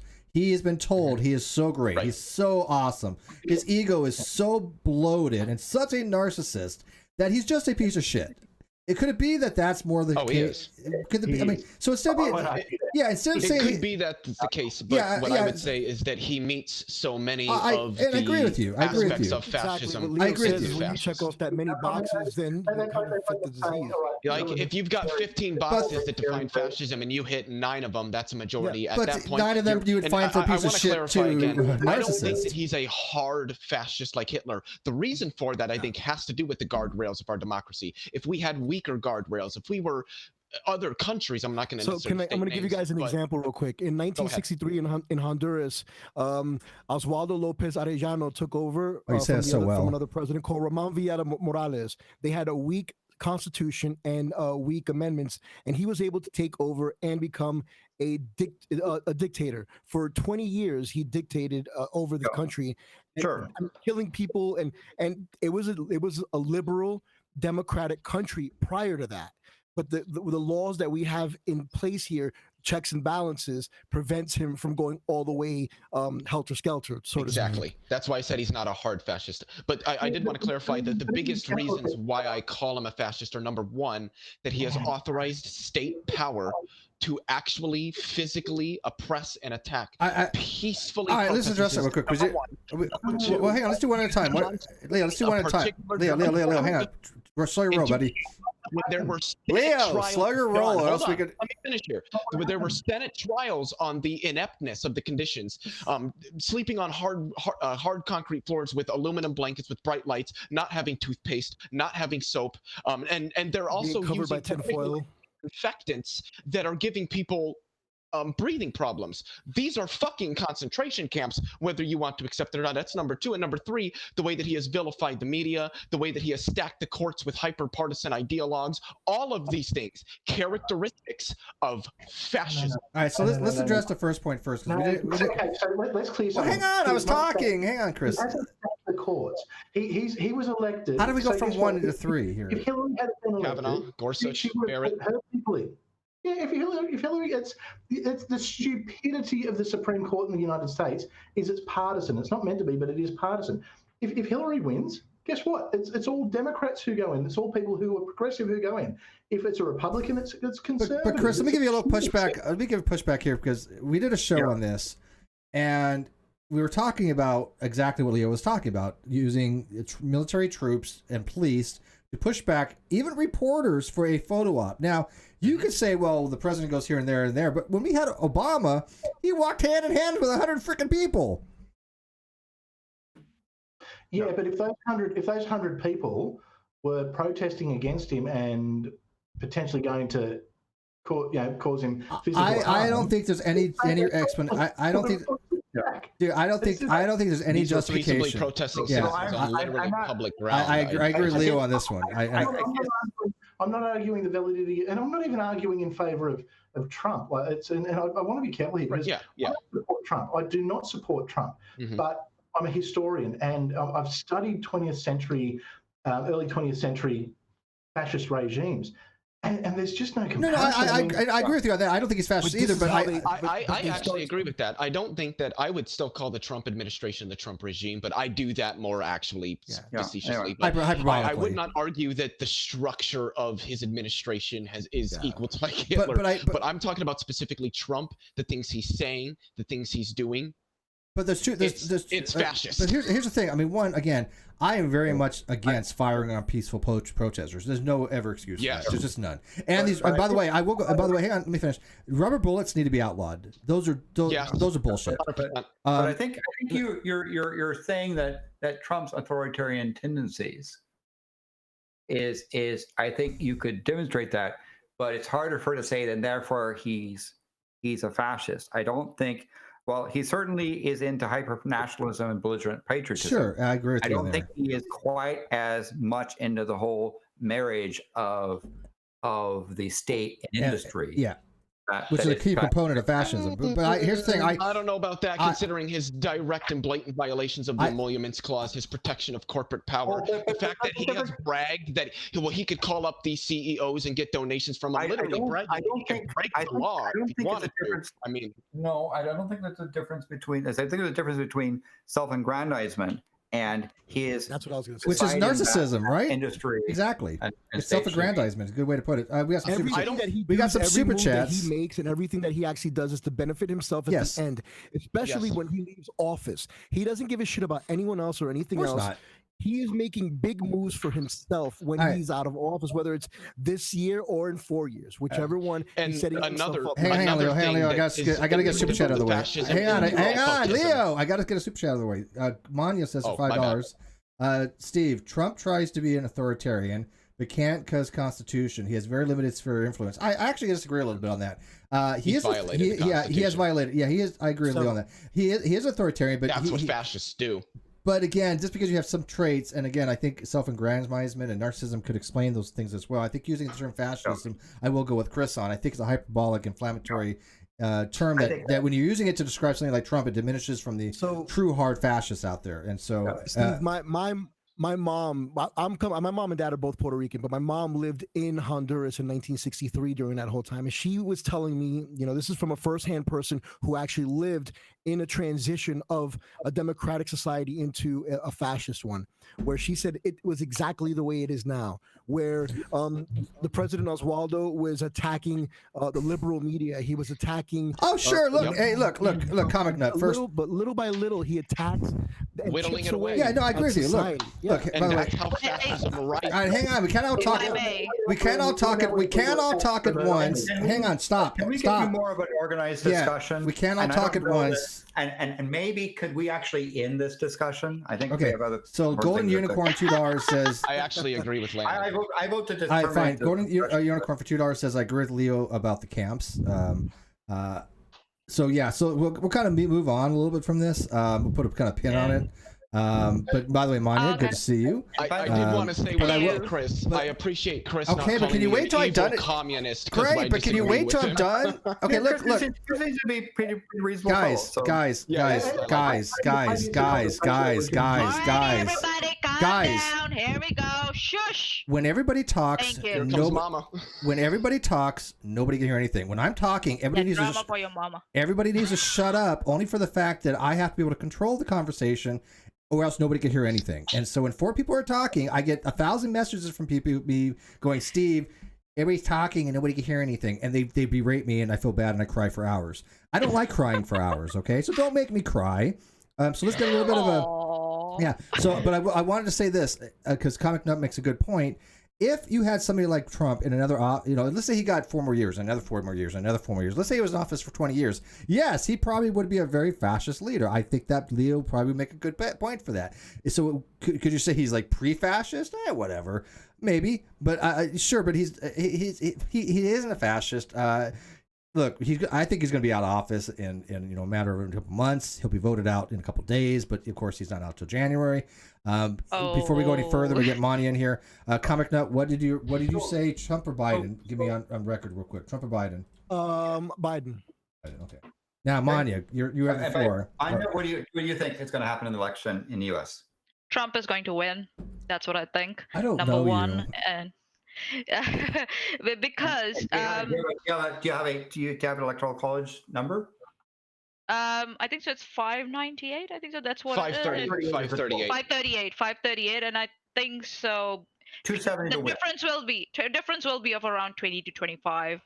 Yeah, electoral college votes between Trump and Biden. It's just a guess on my part. But why I'm saying this is because Trump has been very voracious, if I might say, about whatever points he puts forward, however stupid they might he might sound, and that's what his voters like. That's what they like, and that's what they're going to vote for. They want to vote for someone who will voice even the most stupid and most outrageous of the thoughts, and that's who they want. And you thought he'd win by 20? There'd be a difference of 20? 25. All right, residences for $5. If you all talk at once, we can't hear shit. Which he's right. He's right. So yeah, Steve, I would put down Manya for 282 for Trump and 256 for Biden. 282 for Trump and 256 for Biden. Can I ask a question? Like, sure, but it's like I don't even know you, Manya. I loved you, but it's over now. No, but that's the other thing. We'll see what happens. I want to ask a question that might open up a really, really good discussion. I think we all can talk about. Before you open up, then can I close something else? Mm-hmm. Yeah, go ahead. I'm enjoying this. I was asked also by a second person who said, please, they said, please ask Chris to comment on this ACT page about cannabis status in ACT. I thought you said that thing was overturned, but apparently ACT thinks it's not. It's still legal. No, I've just had a look at it, and says it's still legal. I think there's moves to challenge it, but it just hasn't happened yet. I was under the impression that it had gone, or there was some aspects, or possibly previously there had been a part of it that had been overturned. I think what it is, or what it looks as though you're allowed to grow your own, but you can't buy or sell it. Or it's some silly thing where you're allowed to smoke it. You can't buy it. So it's still illegal according to the ACT rules to sell, share, or give. So that person who bought it from the constable. Yeah, so you can smoke it, you just can't sell it or buy it or something like that. So I think there is moves to overturn it, but at the same time, there's also I think Queensland is possibly going to go towards legalised marijuana, which will probably be a test subject, I think, for the rest of the country. And I think at probably some point in the next 10 to 20 years, it'll be legal nationally with that's a long time. I was asking. Damn, that's a long time. But no, I concede I was wrong there. I thought it had gone. Thank you for clarifying that. Thank you. So the question I wanted to ask everybody is, if Trump does lose the election, do you think that, and I'm going to use this word and I'm going to use it loosely, do you think that he will become unhinged more so than I would say he already is in his lame duck session? What do you think he's going to do in his lame duck session? What kinds of maybe actions, bills, legislation do you think he's going to try to pass? What do you think he's going to try to find ways to argue that no, I should remain in power? Like, what do you guys think he's going to do if he loses in his lame duck session? I think so. He will quietly rescind. He will quietly no, step you're saying back. if you wait. No, Leah, you said if he doesn't get voted out in his lame duck session, right? If he does, if Biden wins on Tuesday in Trump's lame duck session, what will he do? That's what's left throughout his lame duck. Yeah. Throughout his lame duck. Okay. I don't think he'll do a lot. I think a lot of Trump's rhetoric is because he's appealing to the conservative Christian or the religious base. I think he'll move away from them because I don't really think he's overly religious.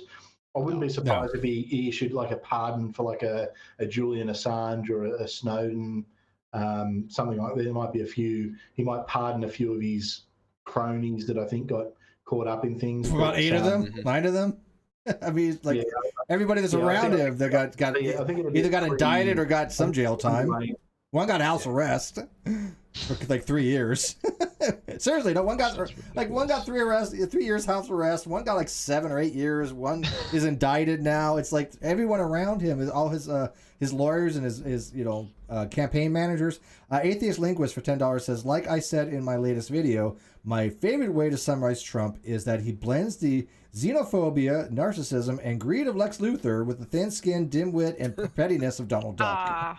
Come on, not Lex Luthor. He's one of my favorite villains, like next to the Joker. Come on. But he's almost as intelligent as Lex Luthor with the way he's able to spin. Well, you got to the tactics that he utilizes to spin. I don't think that's intelligence. I think it's dumb. Smart. I think it's just. Was just talking there. I got to know, what is your name? My name? Yes. Excuse or me. What do you want me to call you? I should say. You can call me EBJJ Comic Nut, Mr. Nut, Comic, whatever you want. Okay. I mean, that's literally looking up, like Leo's above him, like right now. That's weird. He's like literally looking up. I was in a stream earlier today, and this is a point that I made, and I think it's very valid, is that Trump, you'll notice he'll start on something, but then he moves to this, and let me tell you. So what he does is that he doesn't ever actually talk about somebody. He doesn't finish a point. What he does is he leaves open these gaps where people can fill that in with their biases so that they make it that whatever he says is what they want to hear, but he knows that he's doing that. He knows how to talk to people. Here's the thing. I think it's just natural stupidity at work. I think he's so inept that it's just a natural function of his smart. Yeah, exactly. It might be his ADHD. Yes, it's like a special power of the super stupidity that comes off as something that actually has a benefit to him. I think his mind is full of stuff and he can't stay on one topic. I think it might be ADHD or it might be his age.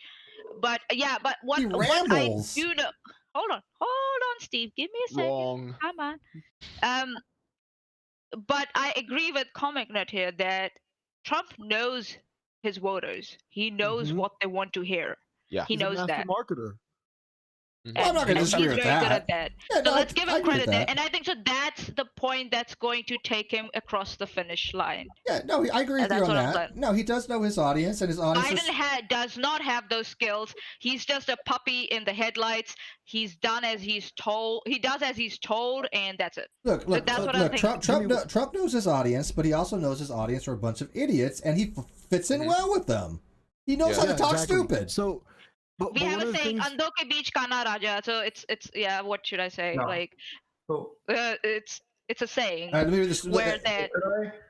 Can I weigh in on this thing for let me get the super chat out. That's all yours, Landon. Stonebutt $2. So one thing let me get the super chat out real quick. Yeah. Stonebutt $2. Everyone excited for the final season of America. That's kind of pessimistic, man. He's waiting for that giant meteor 2020. You know? I think then.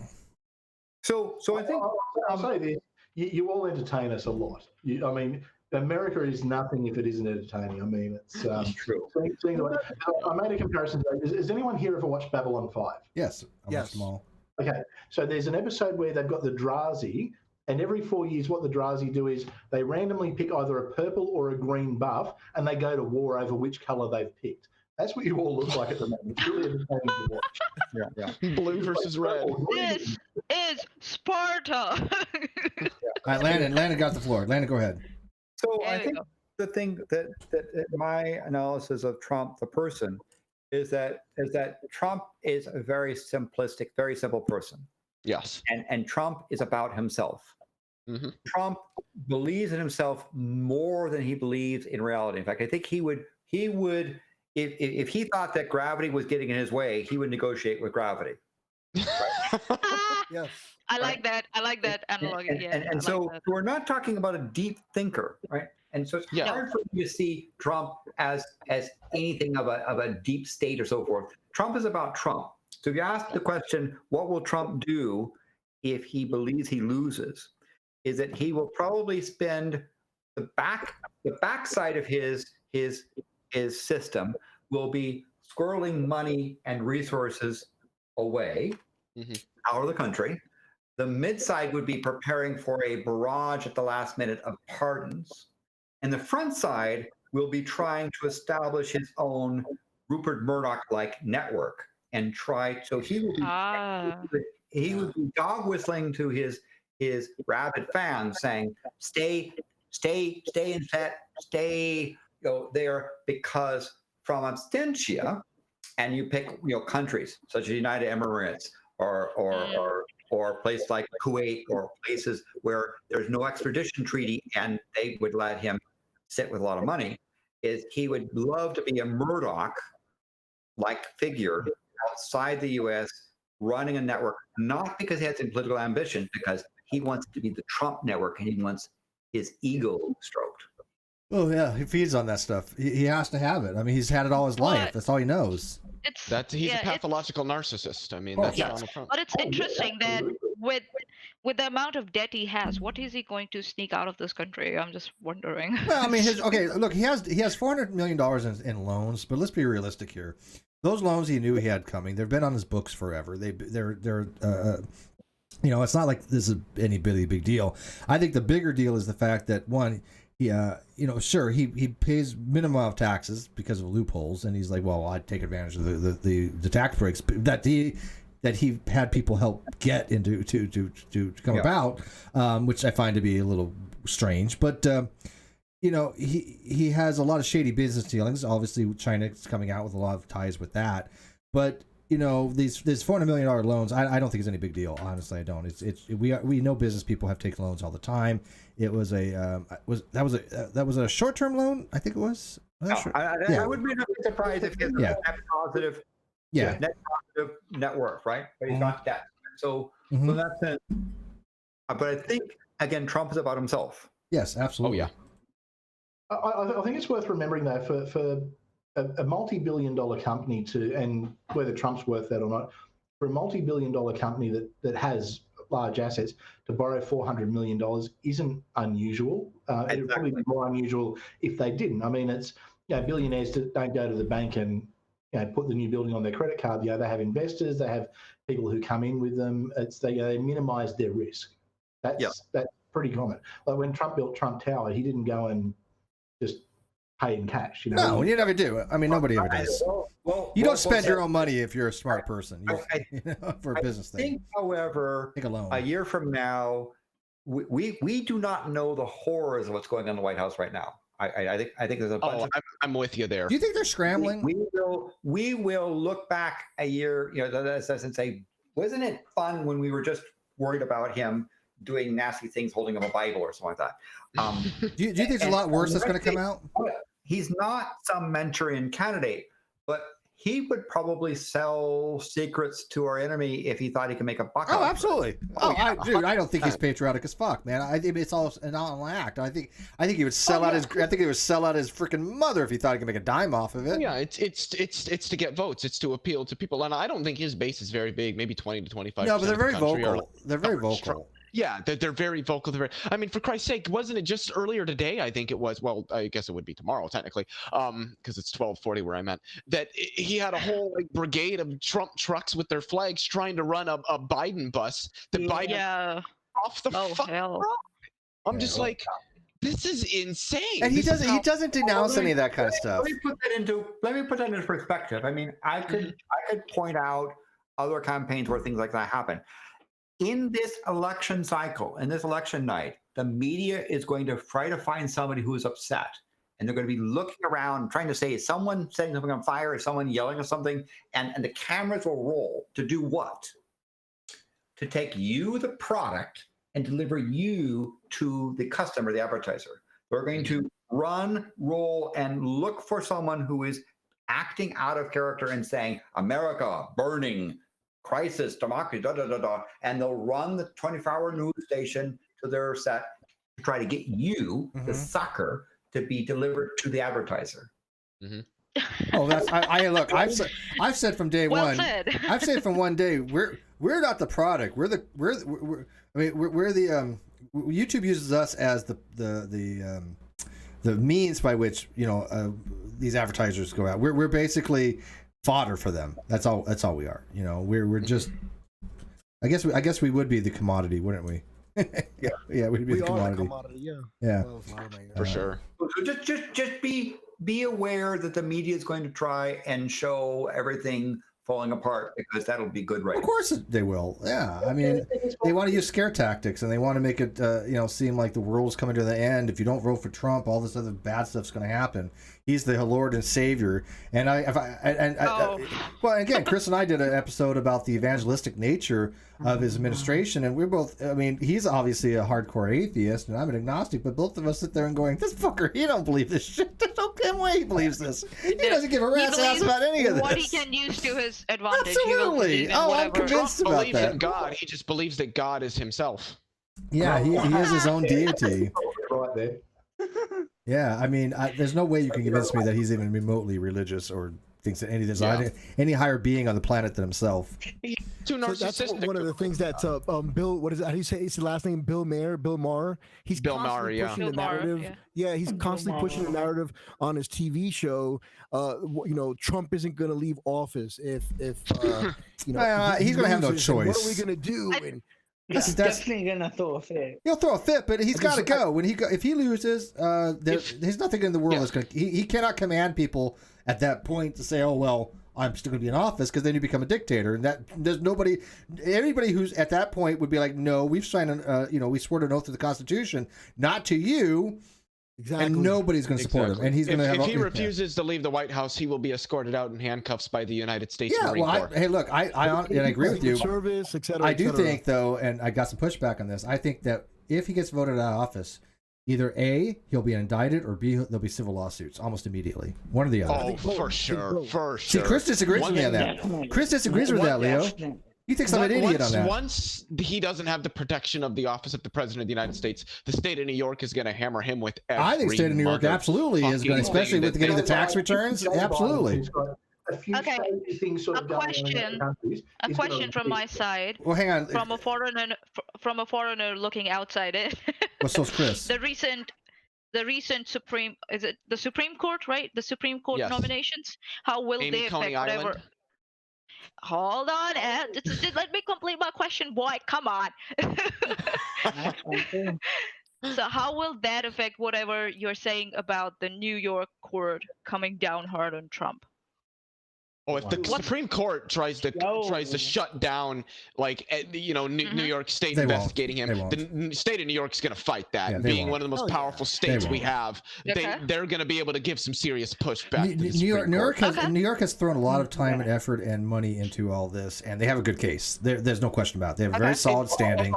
Legally speaking. Point is that if Trump is no longer president, then even the like Amy Coney Barrett, Kavanaugh, Gorsuch, they don't have as much. I'm not going to say it's completely gone, but they don't have as much of an incentive to protect him as they otherwise would. So I can kind of see them maybe turning a blind eye. I can't say that that's for certain, but I think they might kind of be like, yeah, well, we're just going to kind of brush that off the shoulder. And I think so the Republicans will also turn a blind eye to that. I think so. So, Chris, what do you think? The convenience of it. I'll just quickly jump in. All right. Here's why nothing will happen, because the political class always look after their own. It would set a very, very dangerous precedent. I mean, look what happened when Nixon, he was completely given the get out of jail free card. They will look after their own, because the last thing any president wants is the fear that when they leave office, that the other side is going to go after them. So they will Trump doesn't understand that. You're interested. Trump doesn't understand that, but Biden certainly does. Yeah, Well, I think there's so many things out there that are so egregious, and it's still going to be civil stuff, anyways. But emoluments clause violations are the biggest but one. yeah, Chris, I got to disagree with you. I think we're gonna wait and see, but I think that he'll have. I think there'll be indictments. Yeah. I really do, especially the New York. One of the biggest things is, I think, his violations of the Constitution. That's what I think is going to be because he has explicitly violated. But he the says he emolument can clause. because he's the president. He can make these decisions unilaterally. He's actually said these things. He's like his word is law of the land. It's like no, it's not. I don't remember his exact wording, but he has said things over the years to make it sound like whatever he says is the case. Yes. And talking about in terms of I think you've made some interesting points. One thing I want to recognize is that the Supreme Court becomes the most political when it is considering its future. Right? Yes. Justices become quite partisan when they see cases that can change the future makeup of their court. Mm-hmm. Yes. Once Trump is out of office, they don't care. Mm-hmm. Moreover, there is going to be an additional push to say that if Trump drags down other parts of the Republican Party, they're going to remember that. Yes. And being a Trump person is not going to gain you any sort of credibility within the GOP itself. Right? Yeah. The loss of the chairmanships of the Senate is more of a political loss than losing the White House. And by the way, and if the Senate loses seats, that gets hung on around Trump's neck. Yeah. Yes. Again, the other thing that's big is that if the drag effect were to occur at the state level, you have state legislatures which could flip, even though electors might not, vote for Biden. It's possible that the Texas State House could become deadlocked so that the Texans cannot gerrymandering district. The loss of state houses this time have profound impacts for the next 10 years. They would hold that against 100%. Trump. Is the instrument of that for loss in Republicans. Being a Trumpian is going to be a really dirty word in the GOP. Oh, I agree with you on that. Yeah. I think there's going to be a stigma that it's going to take a little while. Obviously, because even when Biden goes into office, there's still all the stuff from Trump's tax stuff is still going to last throughout the rest of the next year and stuff like that. So that takes a while to obviously go by the wayside. But in 2 years into Biden's candidacy, anything related to Trump is going to be just toxic as shit. Yeah. That's my prediction. That's the no word. Yeah, it's going to be it's going to be like Kyleism. And we're seeing that now. How many Republicans are starting to distance themselves from Trump? So Steve, are you saying there's a 95% chance that Biden will win? Yeah, I got two good digs in tonight, didn't I? Hey, whatever. By the way, this is not a Pinot Grigio. This is actually a Sauvignon Blanc. Hey, I got a question for you guys. So what do you think? The second glass. If Biden wins, do you think that he'll pack the court? I've got some strong opinions on this. Number one, I doubt that Biden would. But number two, the thing is that if the Democrats will retain the House. I don't care what happens if Trump wins. The Democrats are retaining the House of Representatives. If they take the presidency and the Senate, if we get a Democratic trifecta, they've got 2 years to do everything right. And if they don't, they're fucked. They're not gonna do everything right. Exactly. They've got 2 years. If they come forward and say, "Hey, look, Trump's thrown 3 hyper-conservative ideologues on the court," well, now we've got 10, 11, 12 seats on a Supreme Court, whatever number they choose to go for. If they don't pack the courts, and I'm not saying pack them with leftists, I'm just saying pack them with people that aren't hyper-conservative ideologues. Merrick Garland. Merrick Garland was straightforwardly a centrist.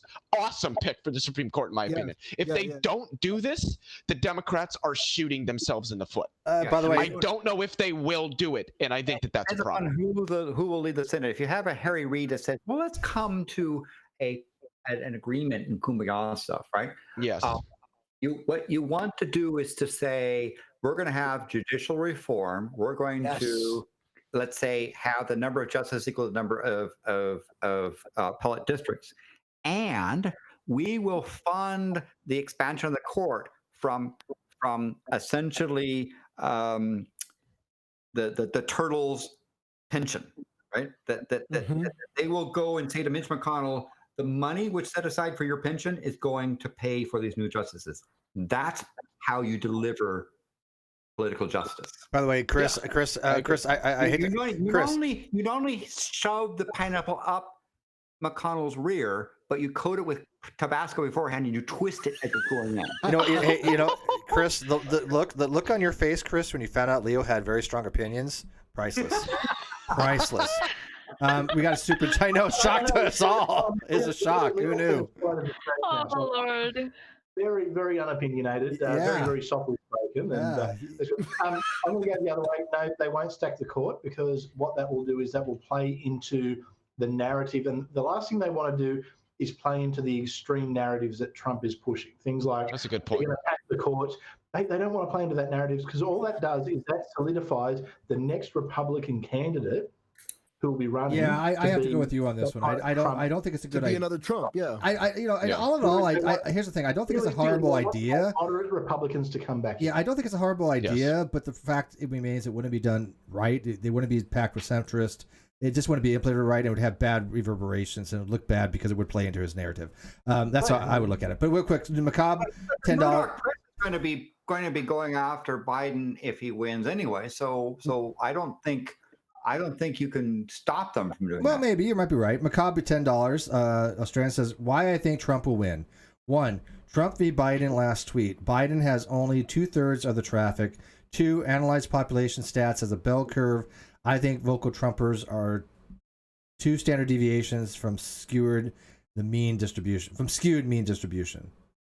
So actually, and that's something interesting. Can I point out something here? Yeah. The people who are saying that Biden will win are the Americans. The people outside of the American media bubble are the ones saying Trump. I'll tell you what. Yep. I love Macabre. We've known each other for like 6 years. We go way the hell back. Here we go. So we'll do a gentleman's bet because it's just for funsies. But I'll put $20 on it to his PayPal. That I will say, and just straight up. Whose dollars? American dollars. Well, because it's American politics. $20 straight up American money. That we can't afford that in Australia. Trump made your economy too strong. Well, whatever. It translates into Australian eventually. I will go that $20 that Biden will win the election, and if he wants to go 20, that Trump will lose the election. I'm okay with that. I did want to say I talked with a good friend today who lives in England in the United Kingdom, and he says that the British Parliament is preparing for a Biden win. What do we care about the British? How do they get involved? Well, no, what I'm saying is that the media outside of the United States is saying Trump, but a lot of the governments outside of the United States are essentially readying for Biden to win it. WizBiz says $2. But here, really quick.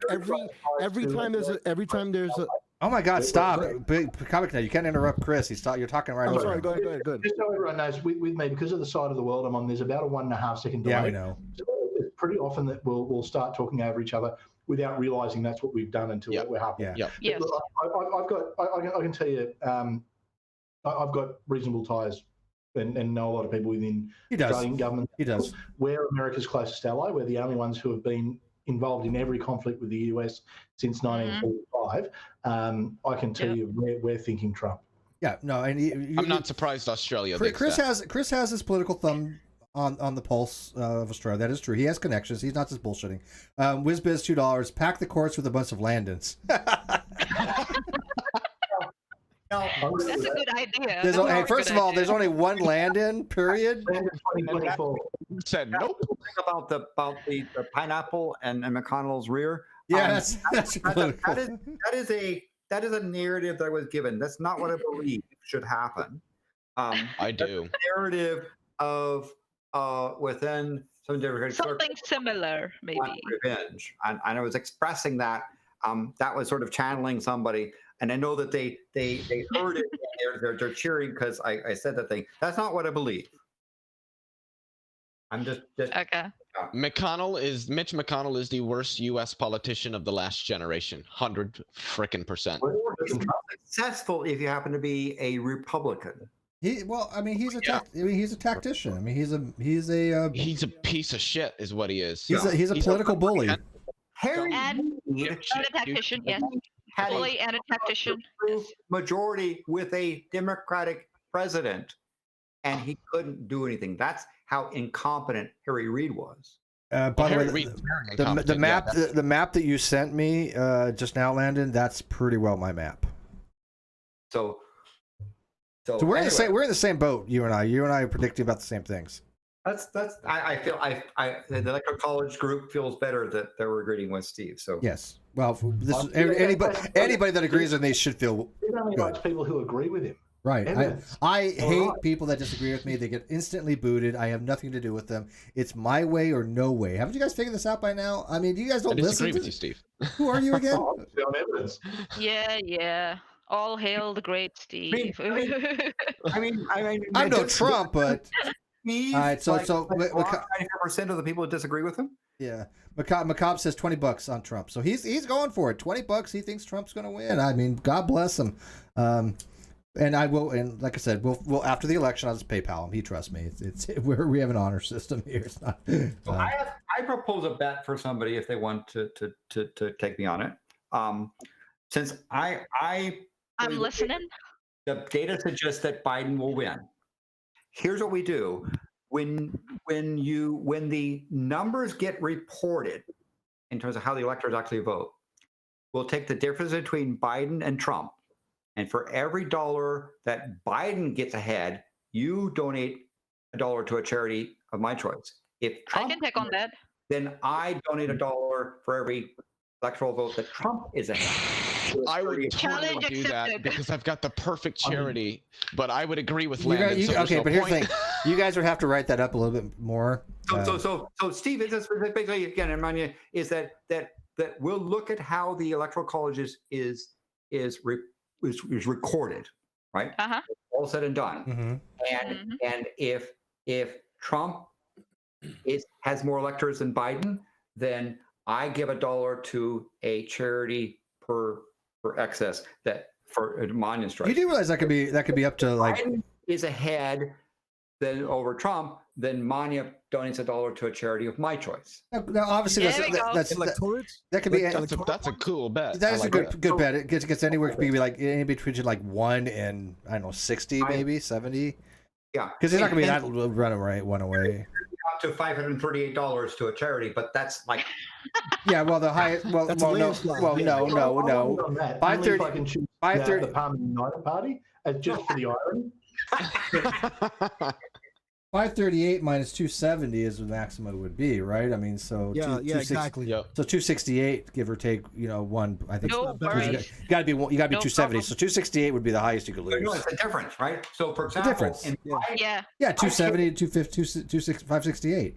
No, the difference, like for example, if Trump won and he won by, if Biden got for example, 250 votes, but Trump got 265, I'll be donating $15 to the charity, or Landon will be donating $50. Okay, so difference. So the difference is 260. Were to be correct, Biden 335 to Trump 203. Then she would donate $132 to a charity of my choice. Right, I got you. Okay. No worries. Right. No worries. And let's do this. Macabre says, "I love." It's agreed, and I hope I win. But this is not gambling, by the way. This is not gambling because there's nothing. There's no law. Yeah, Macabre. Yeah, Macabre. It's going to charity. Macabre because gambling's legal in Australia, so legal here too. All I'm gonna say is one of you two has to pick the charity. Same you. Or Mr. I'm going to say this. How about? I've got a charity. How about for every $10 difference, you remove a thing of clothing and you put it on a calendar for charity. Macabre says you want to up the ante. I'll pay you $30 if Florida and Texas turn blue. You pay $30 if Oregon turns red. No, I'm going to deny. Hang on. I'm going to reject. Turning red. Yeah, I'm going to reject that because I don't think Oregon's going to turn red. Florida is a toss-up. Texas is not turning blue, although we've been talking about it. Add Utah if it turns blue for an extra 50.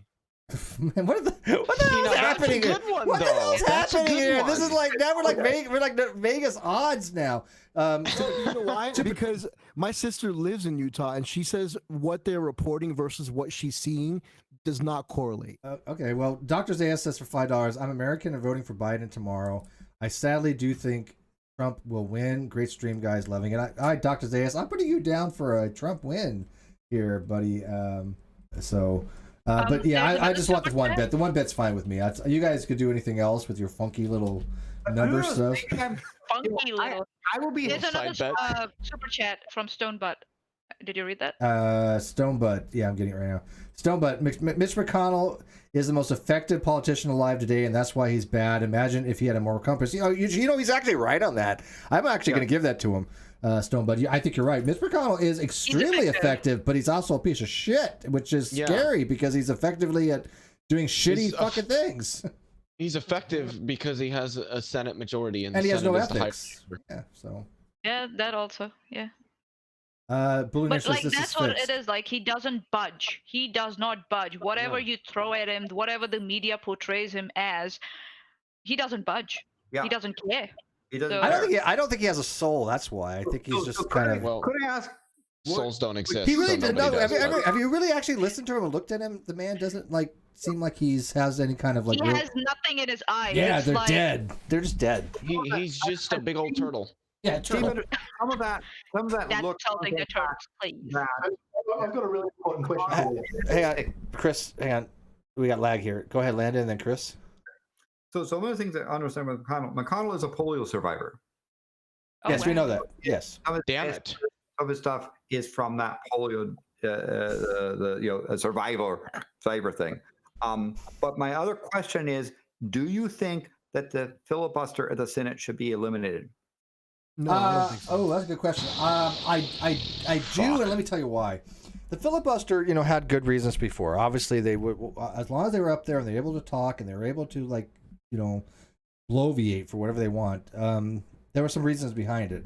I don't know if those reasons still exist any longer. I really don't know if there's a reason to have such a system where all you have to do is stand up there and talk, and you can't do anything to the session. You can't end it. You can't call when they call the close the session. Closure. So basically it just events. It's just basically it's a stonewall. I don't know if we really need that any longer, do we, Landon? I mean, what other people think? Senate. I think it's necessary. I think it can be useful, but I think there's also times where it can be a pain in the. To me, there's too much of a gray area to say, yeah, get rid of it, or no, keep it. Yeah. And I would have to talk to some people that know more about particularly the filibuster and the history than I do. Others? Chris should know about this. Chris? Well, my thoughts are politicians are there to do a job, which is to run government, not waste time. I've got pretty strong opinions on even presenting legislation or bills, I guess, as you'd say in the US, that they know are not going to pass. I think that government should just focus on what they can do without wasting time. I mean, it's. But there's reasons why they waste time though. They don't want something just. I mean, they want to be able to basically stonewall a session, right? They want to waste the time. That's what filibuster is wasting time. It is literally a waste of time. Yeah. Now I've got pretty strong opinions, but I mean, I'd probably look at it more from an Australian point of view as opposed to an American point of view. I haven't really looked into it from the American side. My views are based on what happens here. All right, Landon, what do you think? Mm-hmm.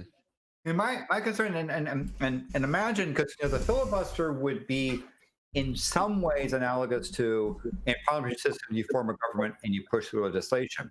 The difference in parliament is that there is an ability to have no confidence, and you can, a number of means, right, flat the government.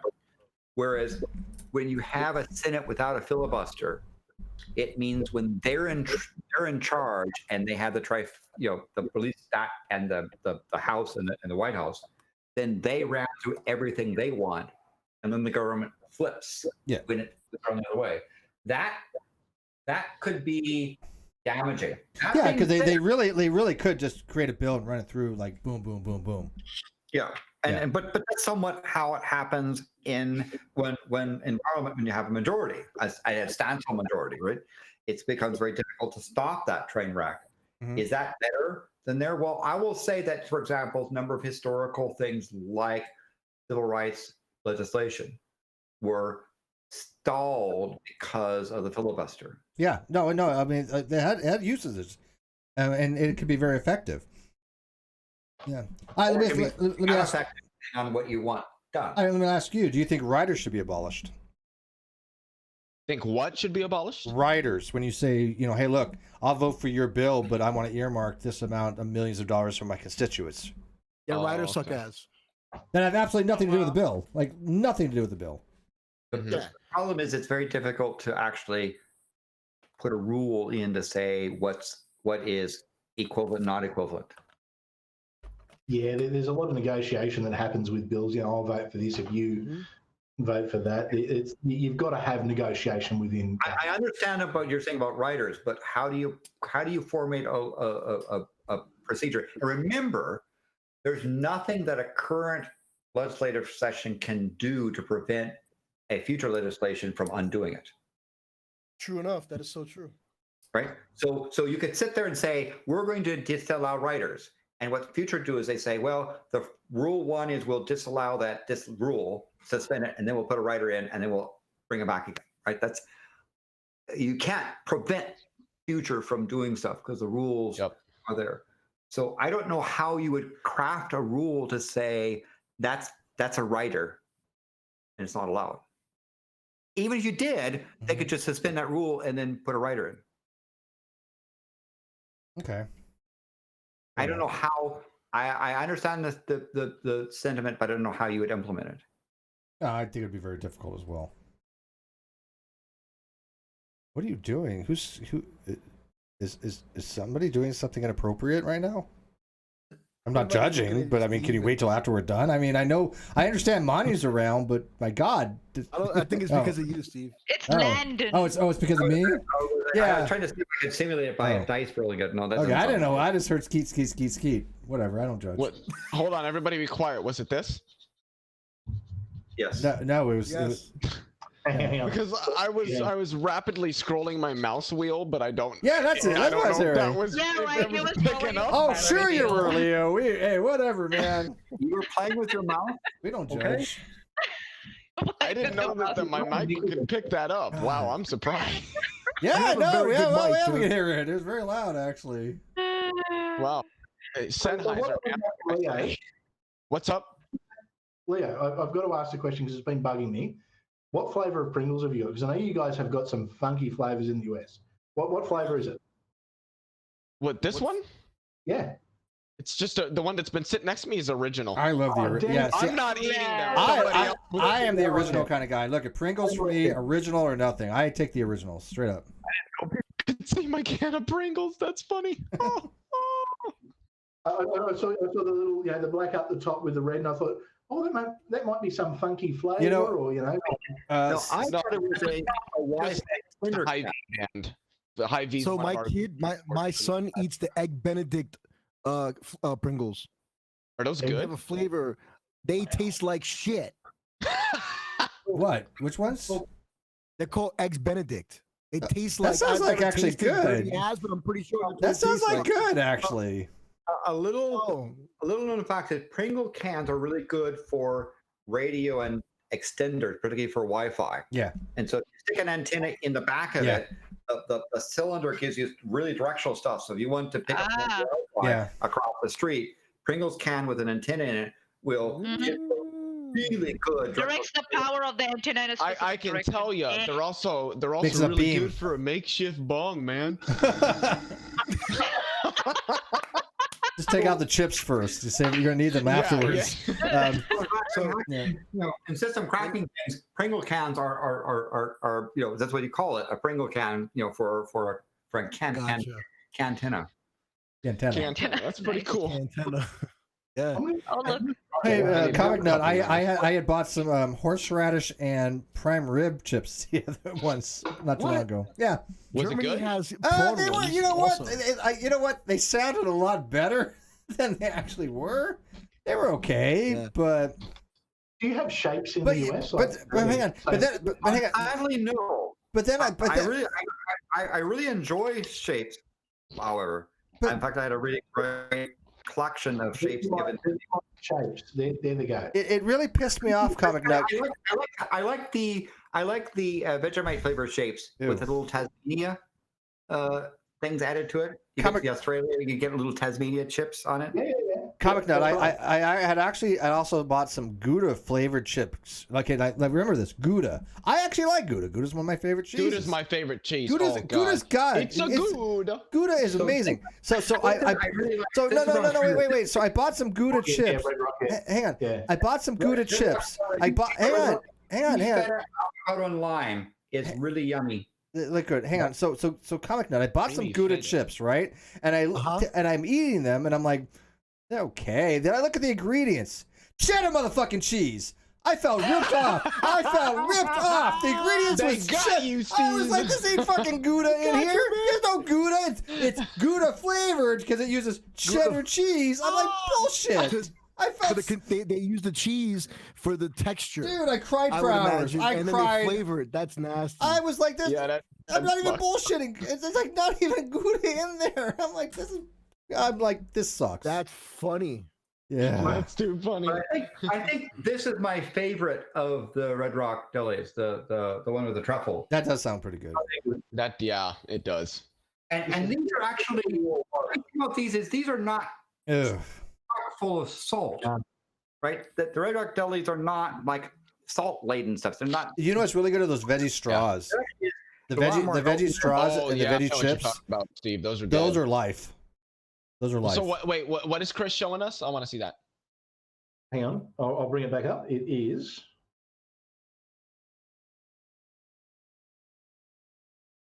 Vegemite. Oh, okay. I know what he's talking I about. don't know if I tried one of those. You see have those there. thing on the corner that's a Tasmania shape? There are a couple of Tassie shaped ones in there. And normally they're Australia continent shaped, but if you're careful, there's a couple of Tassie shaped ones. Tasmania, they get a bit upset if we leave them out. Yeah. Oh.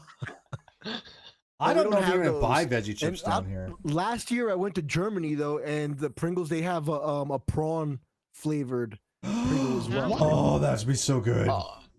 I love prawns. And my son will try any country that we go to, my son will try any and all Pringles within that country. Every country has its own little flavor, and like here they've got the Eggs Benedict, and they've got a couple other ones. But I won't do it to my mouth. I would totally try prawns. Are you kidding me? What's wrong with you? One just to see Like, because prawns.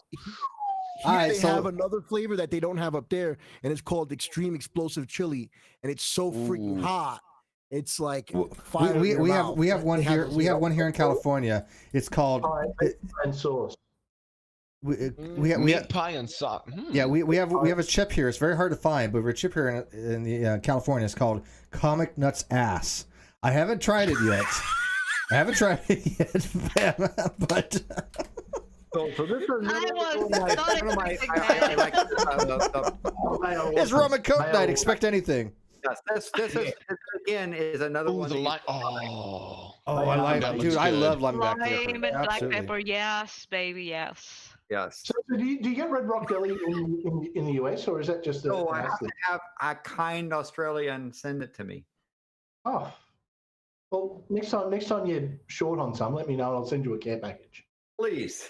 I'll put together all the good stuff for you. All right, so does anybody else in the live chat have... I'll actually replace it with one of my political shirts. It's blue and it says liberal, so you'd be right. Chris, hey Chris, I'll make a deal with you. You send me 2 packs of almost every chip you have, and I'll send you one of these mics. Yeah, I have another one. But the question is, I'll send you the care package. Do you have the baseball cap? Ours. All right. Does anybody in the live chat have any other predictions? Because this is what I've got so far. If you look on the outside, you'll be able to see it. Does anybody else want to throw down? Red Eye, you got any opinions on this?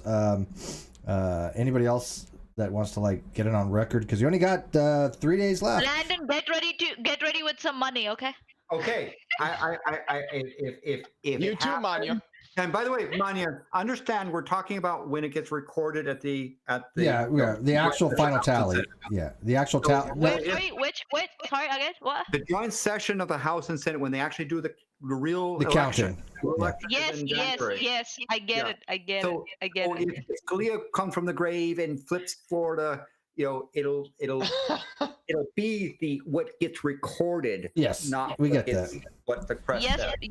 yes. I get it. Stonebutt, I have you for Biden 355. I already got you down.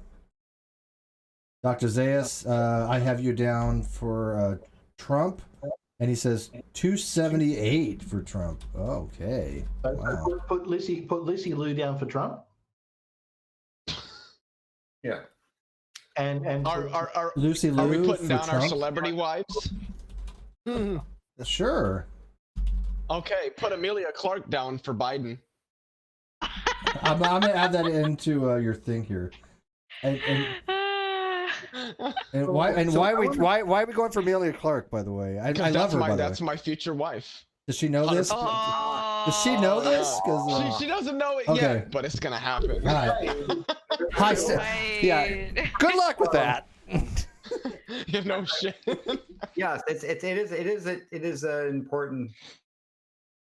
Important to first to honor those folks. But yeah, I guess if you're gonna aim high, if you're gonna aim high, might as well go really in the stratosphere there. Macabre for another $5. Prawn flavored Pringles. Those sick SOBs also put flavored sugar syrup in their beer. Time to rebuild the wall and subjugate Germany again. There you go. Get it done. Yeah, tearing down this wall, was a bad idea, Reagan. Mr. Gorbachev. Mr. Gorbachev, tear down this wall. Tear down this wall. Oh fuck. I think I've got most people. If you want to leave in the messages when we're after we're done, put it in the comment section and I'll add it on afterwards. Just put it very clear. Say Trump, Biden, or whatever. Then your vote, and I'll put it in the spreadsheet here. I know I've got 18.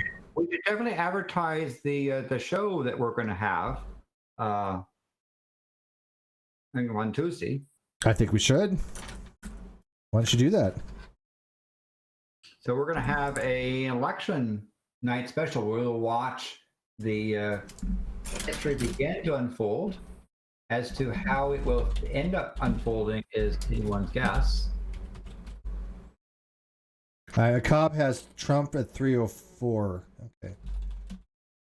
He won by 306 with 306 in 2016. Yeah, I think that's really going to be that's some hard odds right there, Trump McCobb. Yeah, I don't think whoever wins, I don't think they'll break 300. I don't. No, I think like two. I'm thinking maybe like two. I originally have 300 too. I thought the same thing. I'm like, it's going to be probably around 300 plus or minus a couple bit. But if Biden gets Florida, it's going to be a lot higher. It's going to be around 330, give or take. You think so? I thought. Yeah, that's all. Again, depending on Florida. If they don't get Florida, it's going to be around 300. So I'll throw that caveat out there. But yeah, there's no possible way I see Trump at 305. Well, it's interesting because I've actually because we're obviously in Australia, we're allowed to gamble on these things. I've actually got the live odds for every state as it stands right now.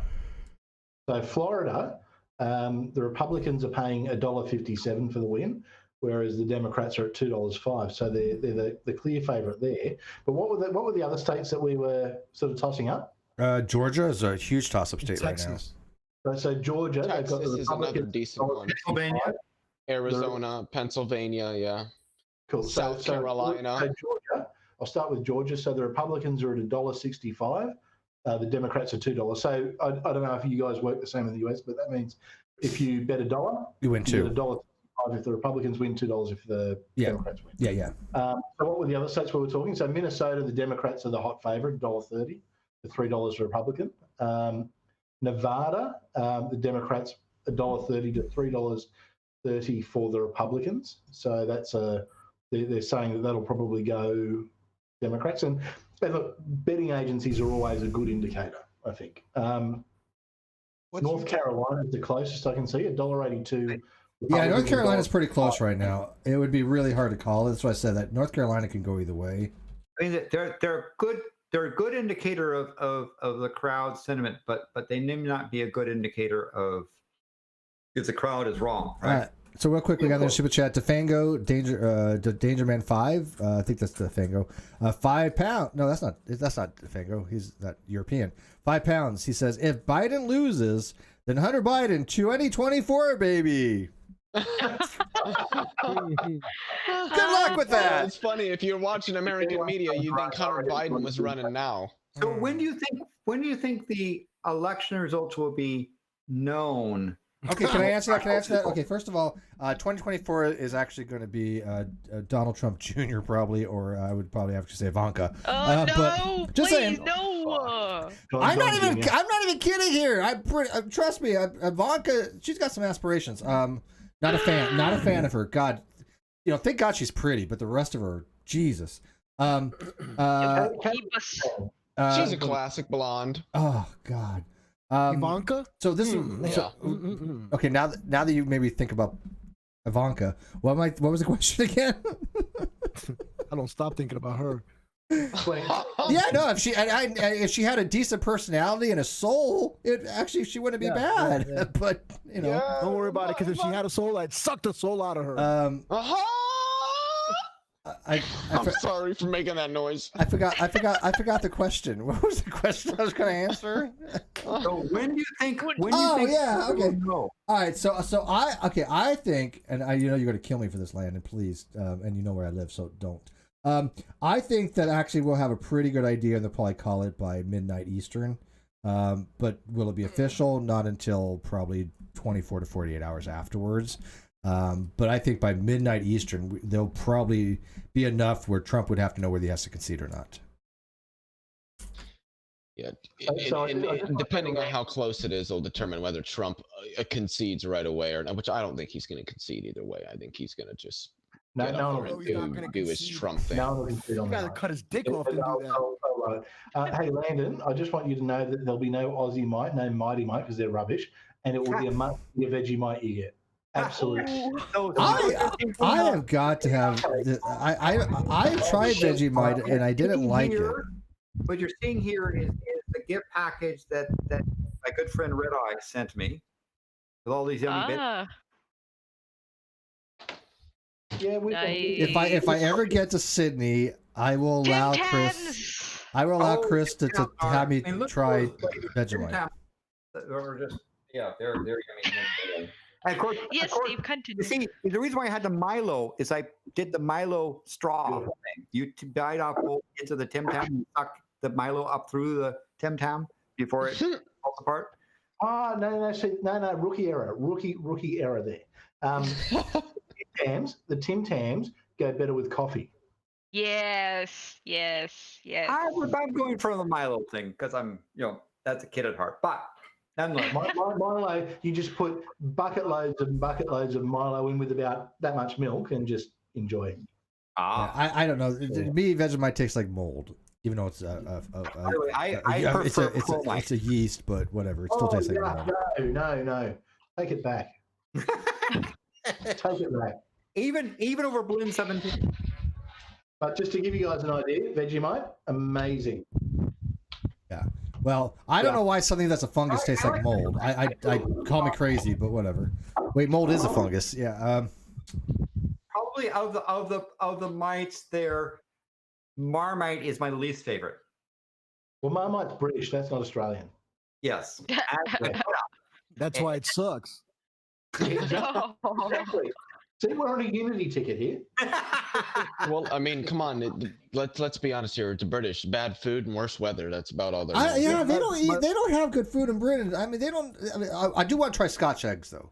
I've never tried Scotch eggs. I so want to try Scotch eggs. Bad food, worse weather, and really attractive short women. Vegemite with my finger. My wife has just come and removed the Vegemite from my empty. Yes. It is, and Vegemite again. I like Vegemite, and given really, I mean, yes, actually, in fact, it's wonderful. I liked it from the beginning. I don't understand why people have this bad reaction. Because it tastes like mold. I've never had it. No, goodness. My wife says I've never tried it. We're in America. People we have Nutella. Nutella is our Vegemite. Yeah, Nutella, Americans love Nutella, but Nutella over anything, man. I'm not a fan of Nutella.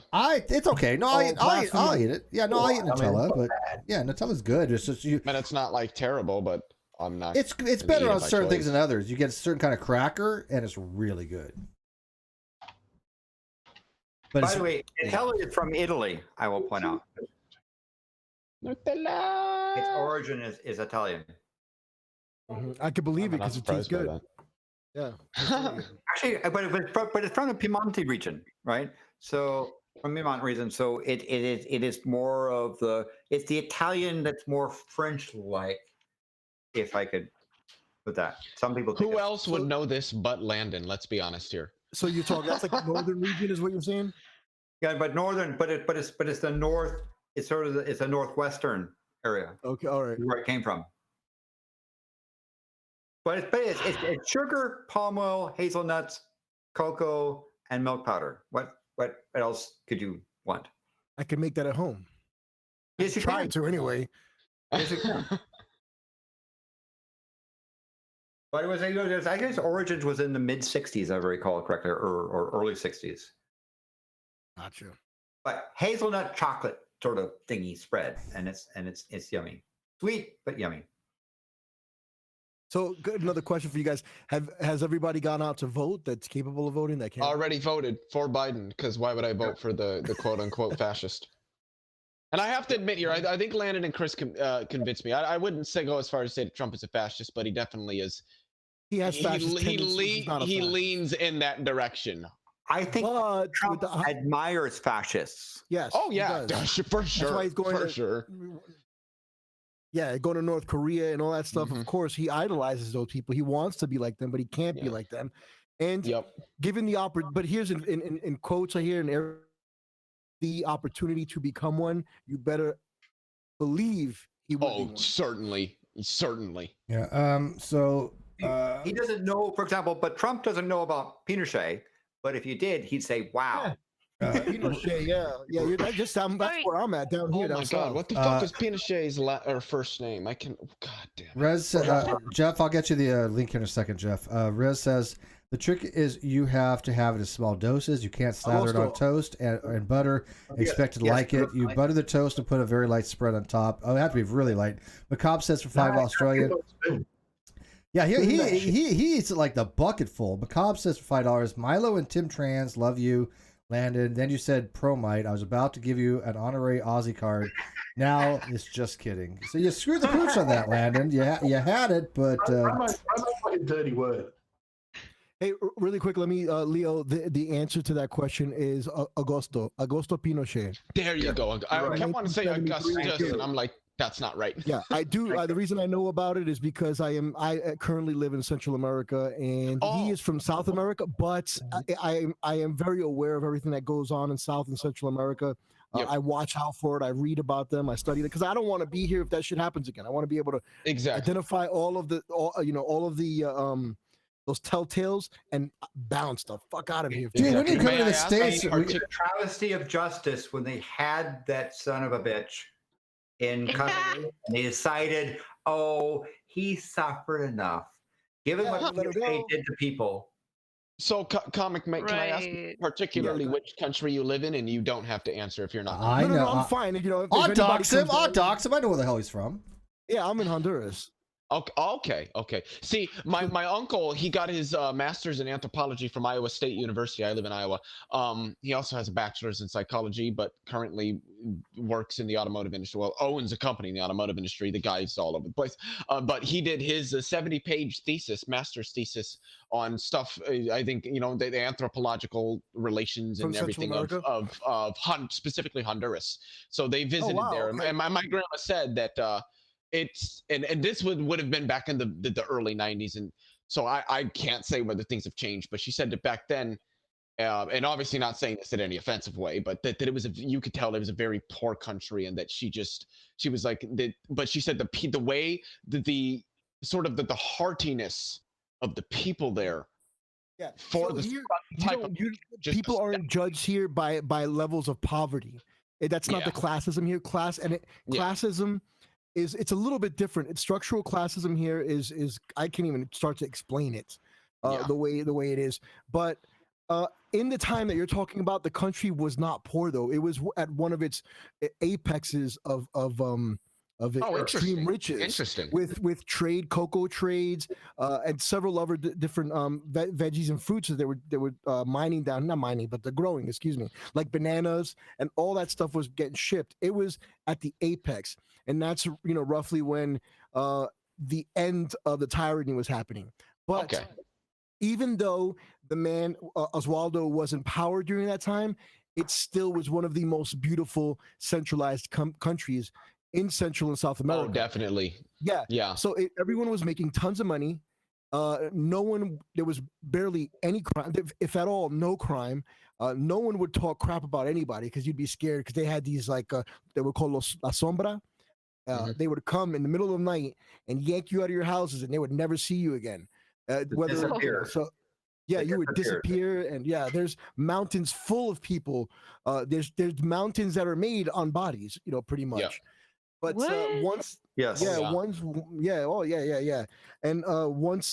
once he was taken out of power by El Salvador and by America and Nicaragua. Yeah, I was about to say America definitely had a hand in that. Oh yeah, they had the biggest hand in it. Yeah, for sure. So once that happened, everything started going downhill.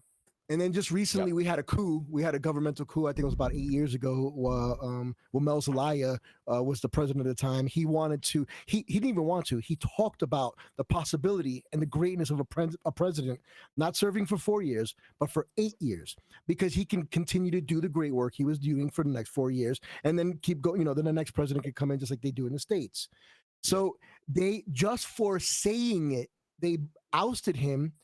The new president comes in, does his 4 years, passes the same fucking law, and now he's president not for 8 years, for 12 but he years. passes it for 12. Oh wow! Because it was 8. It was 8 more years. Yeah, that's hilarious.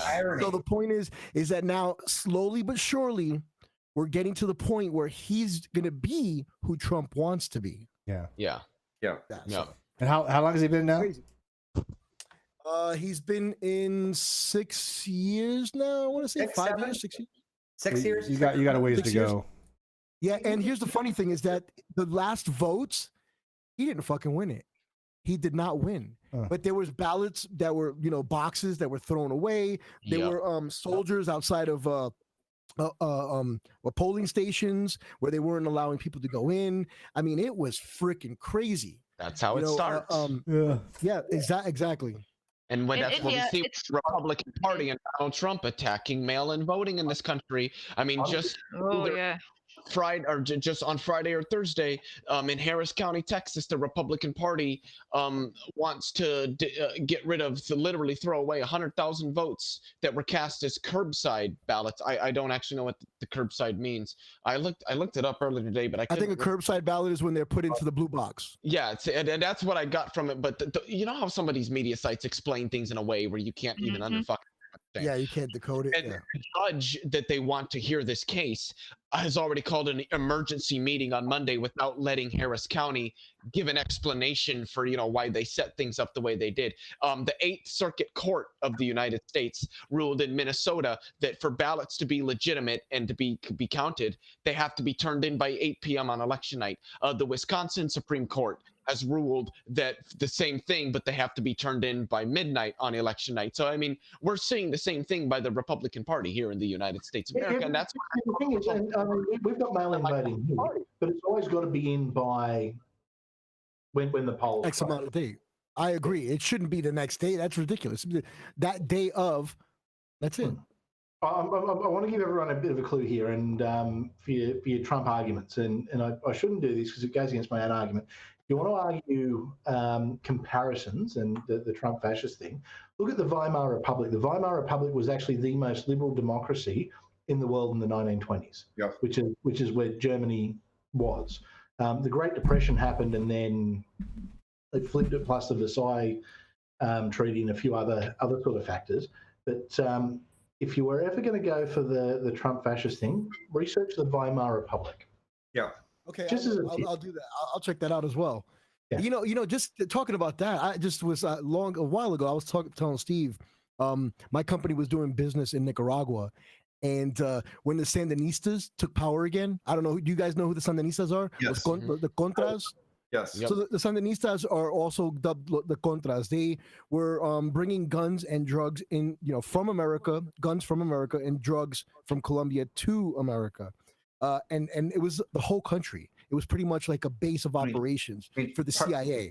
Yeah, part of what was happening was that there were laws that prohibited people from funding certain CIA operations. Yes. And so what the CIA did is says, well, we'll just make the money outside the United States. Exactly. And the Sandinistas were one of those money machines. Exactly. Right? And it's a sad thing that they play the Americans for suckers. Anyone that pretended to be anti-communist was the best buds. But they were communists. Here's the thing. That's the funny thing. Yeah, but they have to pretend like they're anti-communist. Yeah. But again, you have people like Hafez al-Assad in Syria who came and said, "Hey, I'm anti-communist. We give him money." And he said, "Well, I'm pro-communist," and so the Soviets gave him money, and he went back and forth playing. Yeah, exactly. Yeah. So when I had my company, one of its branches in Nicaragua, they tried to come in when they won. The next day at 10 o'clock in the morning, we received notice. Remember, Steve, I told you about this case where I had to fight the Nicaraguan government I remember for properties.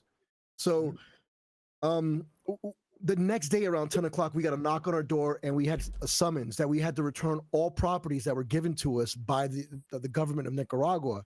And there were people living on these lands already. We were like, fuck that. So we had to take these people to international court. We eventually won. But yeah, thank God. And we packed up, left. And as soon as we packed up and left, the country just went and took a nosedive because, again, they're a communist party.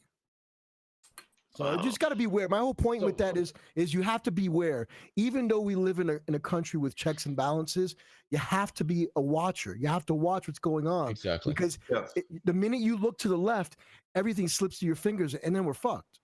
Again, and it's these labels don't matter. I mean, look again what happened in Chile. Look what happened just recently. Yeah. So you got to be vigilant. So. All right, Jeff. First things first. Jeff, what's your prediction? What's your prediction? What's up? Well, I don't know. I'm sort of cautiously saying Biden, but we're gonna put you down, Biden. But I'm mainly. I just heard you talking a few minutes ago, and I was going to come in here like on defend Britain and British weather, and then I looked outside and it's chucking down with rain. You should know better than that. My brother lives in Great Britain. He lives in Staffordshire, like you guys. Staffordshire. Yeah. Staffordshire, yeah. So. Yeah, he hates when I say Staffordshire. He's like, it's not Staffordshire. I'm like, shut up, you're Puerto Rican. Stop talking like you're just Jeff, like Oxfordshire, Cambridgeshire. Jeff, you're kind of up early, aren't you? Just gone 6:30 in the morning here. Yeah. Is that tea in your mug? Absolutely. Yay! With what? Rum, whiskey? What type of crumpets? Oh, just normal English breakfast tea with milk and 2 sugars. Nice. English breakfast. That's a good. I was very disappointed the other day to find out that tea is the second most drunk liquid in the world. Water's number 1. Tea was number 2, ahead of beer at number 3. Wow. Not in my house. I'll actually drink the fuck out of tea. This is what happens when Britain, rules a quarter of the world. Yeah. Yeah. Particularly those little bits of islands that people don't know exist. You know what they used to say? The sun never sets on the British Empire. Yeah, because they got little everywhere. Tell it did. I would like you to see a video. It's from an Indian politician. He made a speech in Oxford. At Oxford, and you should hear him. Like, he just rips apart the British Empire, with their colonialism and everything, and how they made the colonies suffer for like 2 centuries straight up. We blame Jeff for all that. Yes. Okay. Yeah, I need me. a question here, just to see how accurate my knowledge is, because I don't know if this is actually true. Is it true that the British Empire didn't that they came to rule the Indian subcontinent through the British East India Company? Yes, that's correct. Okay. Yeah, very what I It was so. first the British East India Company that started taking over the provinces. Yeah, and then they liquidated the British East Wasn't that India the tea? Company. Wasn't and there absorbed tea? its They had assets a- at some point. They had a soldier rebellion, Yep. and Yep. and there was a specific there were religious reasons behind that, and the local provinces tried to take the advantage of that, and that's when the Great British Empire, or the was it Elizabeth at that time? I think so. The stepped in. Victoria? Elizabeth. No, Victoria. Yeah, Victoria. she stepped in, and yeah, East India Company was just like, yeah. This is the this is what I don't know what rulers got very rich, and they sort of worked with, and that's how they managed to. I mean, it's a huge population in the Indian subcontinent. So India's contribution to the world, I think so, trade was around 24%. When it was, and by the time the British left, it was less than 7%. It was chartered by Queen Elizabeth, wasn't it? Golden Unicorn. Hang on, Manya. It was chartered by Queen Elizabeth, wasn't it? Well, yeah, in December 31st, 1599, I believe it was, is when Queen Elizabeth chartered what was originally called the Governor of London and Merchants Trading into the East Indies, which was then later rebranded to the British East India Company. Mm-hmm. Yeah. Yep. Well, I think the thing that maybe another thing that's even more of a historical outrage is that even though Australia has won the Ashes more times than England, the Ashes aren't allowed to travel south of the equator. Oh yeah. They leave it up there. I mean, the Palms, even though they've been beaten 33 times, they don't actually deliver the Ashes anymore because they say it's too fragile. And that, I think, is a crime. Okay. That's because when it comes to cricket, we're sore losers. Oh, Jesus. That's funny how a lot of these governments go into different countries and they subjugate people, and then they utilize corporation to run it, because that's what happened here in Honduras. You had United Fruit Company that was actually funded by the U.S. government, which later turned into Dole and Chiquita when it was broken up. Oh yeah, I mean. Yeah. Whatever project that was set up, like the railways, that was set up in India, they actually moving stuff, right, to move product. Yeah, and people. Yeah, it wasn't for the people, like labor, not people in general. Labor and product, and the returns that they promised to the people who invested in these projects were outrageous. So India was basically paying for its own oppression. Real quick, Leo, you're being paged. I believe that Mikey needs you on the bin at the moment. What? I don't know. I'm just really. Who said what? Say hi to Mikey, by the way. Mikey says, "Tell Leo I need him on the bin podcast." Oh, may not be right now. I guess maybe in the future. Yeah. Okay.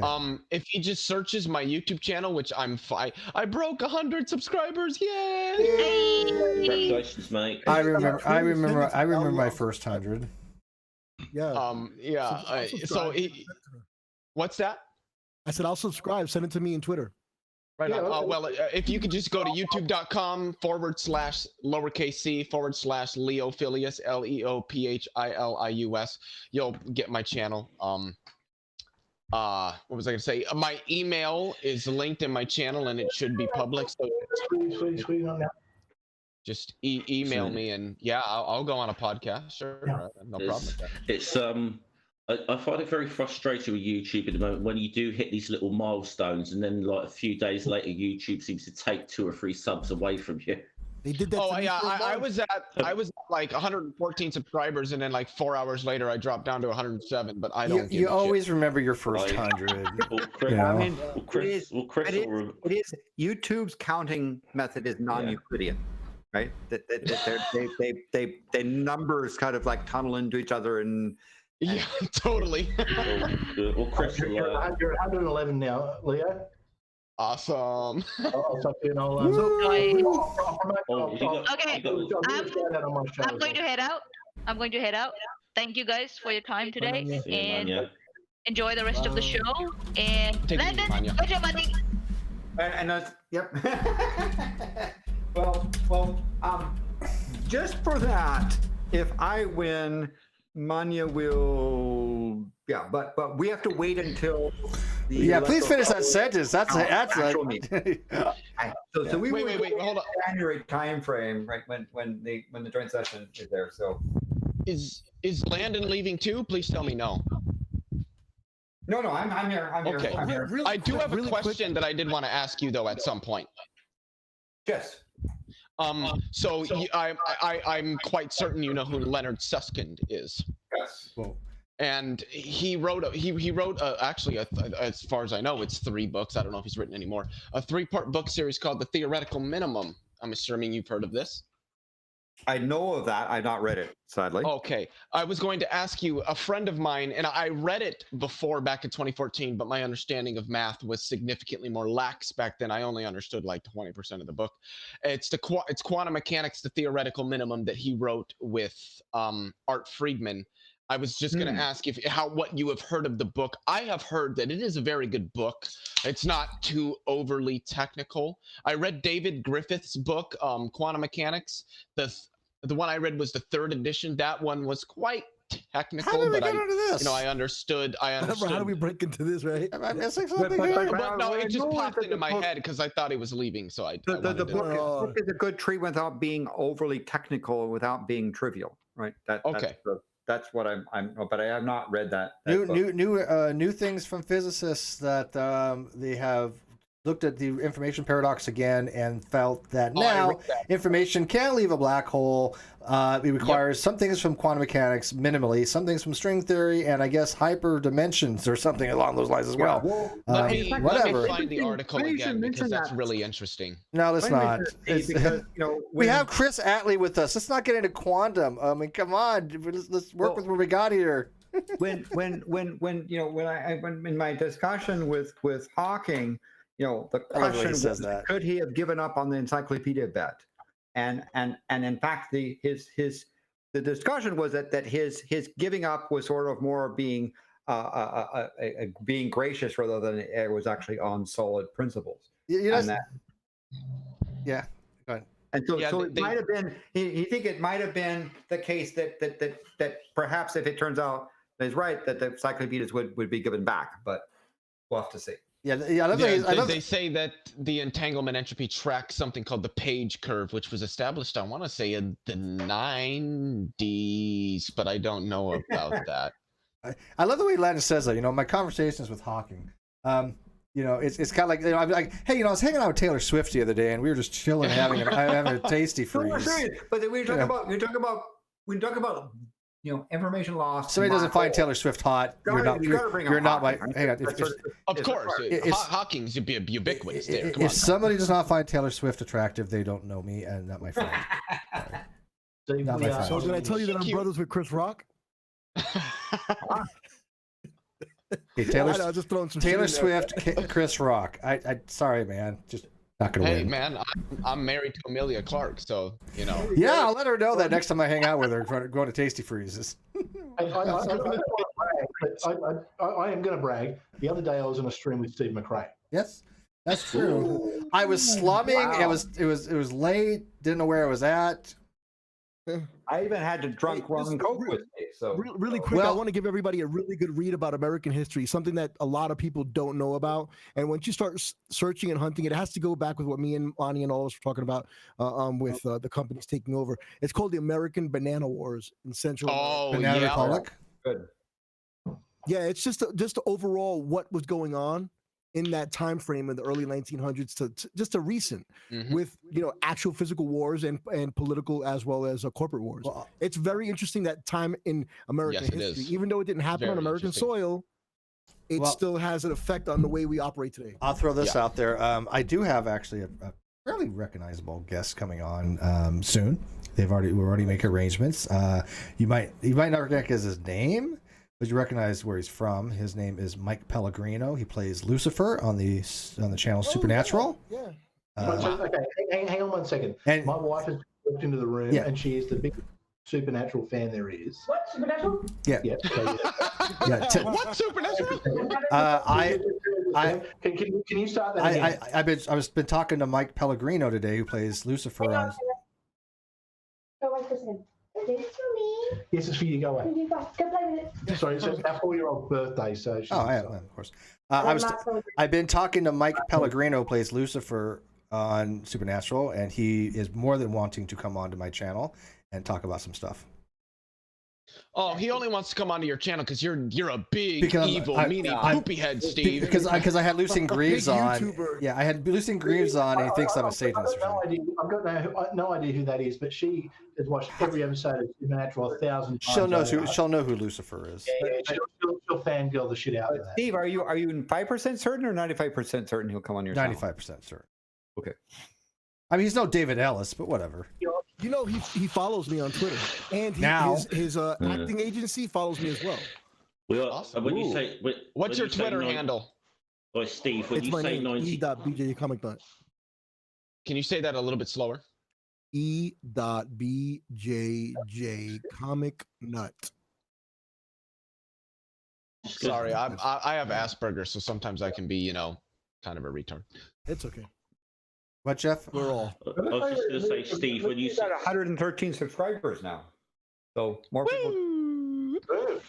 So before we move on, Landon. Well, hang on, would Leo. you Hang ever on. be Jeff willing- Jeff was trying to get something out, but everybody keeps stepping on him. Oh, He's English. I We was have just- to. No, don't worry about Jeff. It's okay. I was only going to ask you the question about that. So when you say 95%, you're talking actual 95% or Carl 95%? Basically, Kyle. I am talking Edgar 95%. Well, I didn't do any egg experiments. Did I tell you, Landon, that I was doing a show? I was on Reasons to Belief's channel, I Agree to Argue, and I was doing a show with Dr. Fuzzrana, and guess who appeared in the live chat? Ooh. Yes. And I'm like, Edgar, just please stop. Just. Oh, you're talking Mr. Intelligence. ID. Yeah, Mr. Intelligence. That guy. He's. I'm like Fuzzrana doesn't want to have a conversation with you. Okay, I assure you. By the way, Steve, you ever hear anything back from Mr. Rick Delano? I have not messaged him yet. I will do that tomorrow. I promise. Okay. I would ask you to give me the contact, but they probably would just ignore me. So. No, I don't think so. I'll tag you in. I'll send it to him and tag you in. Right on. Yeah. Do you have my email? Don't you? Mm-hmm. Okay, I figured you have my email. You know what? I'm gonna put it in the side chat just in case anybody else in the chat wants it. I have all your guys' information. You don't even know. Mine is fucking easy. Everything is E.BJJ Comic Nut. If you can't find my email, it's because you're a fucking idiot. It's so funny. I love when somebody says, "Hey, I couldn't get a hold of you." I'm like, "You're lying." There's so many ways. There's no way you not try to get a hold of me. It's like, it's like maybe 8 hours at most. But I'm like, if somebody goes 24 hours and they say I couldn't get a hold of you, you're lying. I've got thousands of ways. I mean, people know so much contact information for me. What? And I got in touch with you, and you were like messaging back within like a minute. Yeah, that's what I'm saying. I'm up all hours. That's when I had like 10 subscribers. So yeah, dude. Even when I sleep, I'm up every couple of hours, and I have my laptop right there. Look. I've got my phone here. I've got my tablet. I've got a laptop. I'm always within communication with people. So when people are so surprised that I get back to them right away, it's like 90% of 5% of the time. When people message me, you're going to get a response within minutes most of the time, unless I'm really dead to the world. Or unless you're me. Then but you don't get back to people at all, hardly. You're like, I do, man. Fuck yourself. I'm in the mountains. I ain't got range. He's calling me up from his car, and it's like on a 2,400 baud modem. It's like pixelated as shit. I mean, you can either be Comic Nut or Chris. I can't tell. When I started talking to you, I was on the other side of the mountain, and then I miscalculated how fast I was See, I'm going. not even exaggerating this shit either. I'm telling you this what happens. People think I make this one up. No. I'm like, it was bad. It was bad. Steve looked like he was 16 megapixels. It was bad. I'm like, just call me back later, That man. could have been an improvement for Steve, though. I mean, Yeah, really? We don't want too much to Steve. Oh my god, we have too much fun. There's very few people that I actually drive and talk to that are from the States, and you're one of them. I appreciate that. Actually, you're the only one. I talk to a lot of people, and I'm not trying to say, oh look, I talk to a lot of people. I actually like talking to comic more than most, but we just seem to have we just seem to have a weird thing. We get along. I don't know why. I liked him. Well, it's true. Yeah. Like people all the time will tell me, what are you doing talking to fucking Steve? Why are you? I'm like, dude, go fuck off. He's a good friend of mine, and you can go fuck off. Comics Nuts like, hey, look, man, I have this line of chips in California called Comic Nuts Ass, and Steve was willing to try them. Product testing. Product test. Okay, so I got to get a question out here. Landon, you're still here, right? Yes, I am. So, and I can't say exactly when it will be, but I when I get my channel up and going, I'm going to be doing like SciComm, Sci Education, and SciComm, astrophysics, cosmology, quantum mechanics, things like that, and then touching on various topics. One of the topics I wanted to touch on, I'm going to do a series called Much Ado, and it's going to be like much ado about something that is talked about frequently, but then also frequently misconceived, and one of them is going to be scientific consensus, what it is, why we have it, how we get it. And I was wondering, you don't have a vote. I was wondering, willing to come on, perhaps with me, maybe somebody else. I'm going to try to get somebody else who's got like a graduate level degree, or at least some level of degree. You probably consider Steve, because Steve can also talk about. I am a layperson. It's just I do know what scientific consensus is. Yes. Oh, so do I. But I just, because I know Landon is a professional in more than one field. Yeah. And knows what a scientific consensus is. But I think it's an interesting discussion about what does it mean to say when because you hear someone says the scientist consensus of science is blah, right? Yep. Well, what does that mean and how do you determine it? I'll give you a better run, Leo. I'll name drop a little bit here. So a while back, I had Richard Carrier do some blogs on me, and he was, I don't know if you know much about Richard, but long story short, Richard is very good at giving backhanded compliments and being a little bit passive aggressive. He's kind of known for this. I'm not insulting the dude. It's shtick. Okay, I get it. But he was agreeing with me on the whole burden of justification that atheists have to make. But then he was like, "Oh, but they've already reached it," and he was trying to compare the atheist burden of justification that God doesn't exist to a scientific consensus saying the work has already been done. So if you believe there's no God, all you got to do is just say there's a consensus, philosophically speaking. And I'm like, no, it doesn't work that way. It's not the same thing. Not at all. It was very disturbing. I'm an atheist, and let me just say, yeah, no. Look, Alex Malpass shat on him. Ozzy shat on him. A few other people shat on him as well. So, but it was just like, no, that's not even remotely how a consensus would work. And there's an extreme difference between, even if you had a preponderance of philosophers that accepted a certain position, that is not the same thing as an evidential or empirical scientific consensus. Not even, exactly. Consensus. They're completely different things. And I felt it was really disingenuous of him. Although, I mean, I like the guy. I don't know why, but it was really odd if you ever read his blog on me. Yeah, I haven't read that blog, but I know Richard Carrier pretty well, so I do like the guy, for the most part. But am I exaggerating? That's a shtick, isn't it? He's a little bit backhanded. Yeah. I think that in a lot of discussions he's had. What he did with Bart Ehrman. He's criticism, but I agree with him on some other things. Yeah. I read one or two of his books. I mean, I'm not sold on. I wasn't exactly sold on his mythicism stance at all, but. Just wait one day, Jeff. Just wait. The only books I've read is Bart Ehrman, and just the way that he describes what we can and do know about historical Jesus and how we can relate that to particular other characters. I'm just like, you know what? I think Bart Ehrman does a good job. I've also done, like, I'm sure everybody here has heard of the Great Courses. I've done a few of those. I did Old Testament one, a New Testament one that Bart Ehrman did on the historical Jesus, and one on Jesus in the Gospels by, I think it was Luke Timothy Johnson, and Dr. Amy Jill Levine's the one who does the Old Testament one. Bart Ehrman did the New Testament one and the historical Jesus one, and then Luke Timothy Johnson did the Jesus in the Gospels one. All of them. There's a couple books I'm waiting for to read. I'm waiting for, obviously, T. Jump's big book of epistemology. That's going to be fascinating. Yeah, that's going to be fascinating. I don't get the feeling you're going to be doing.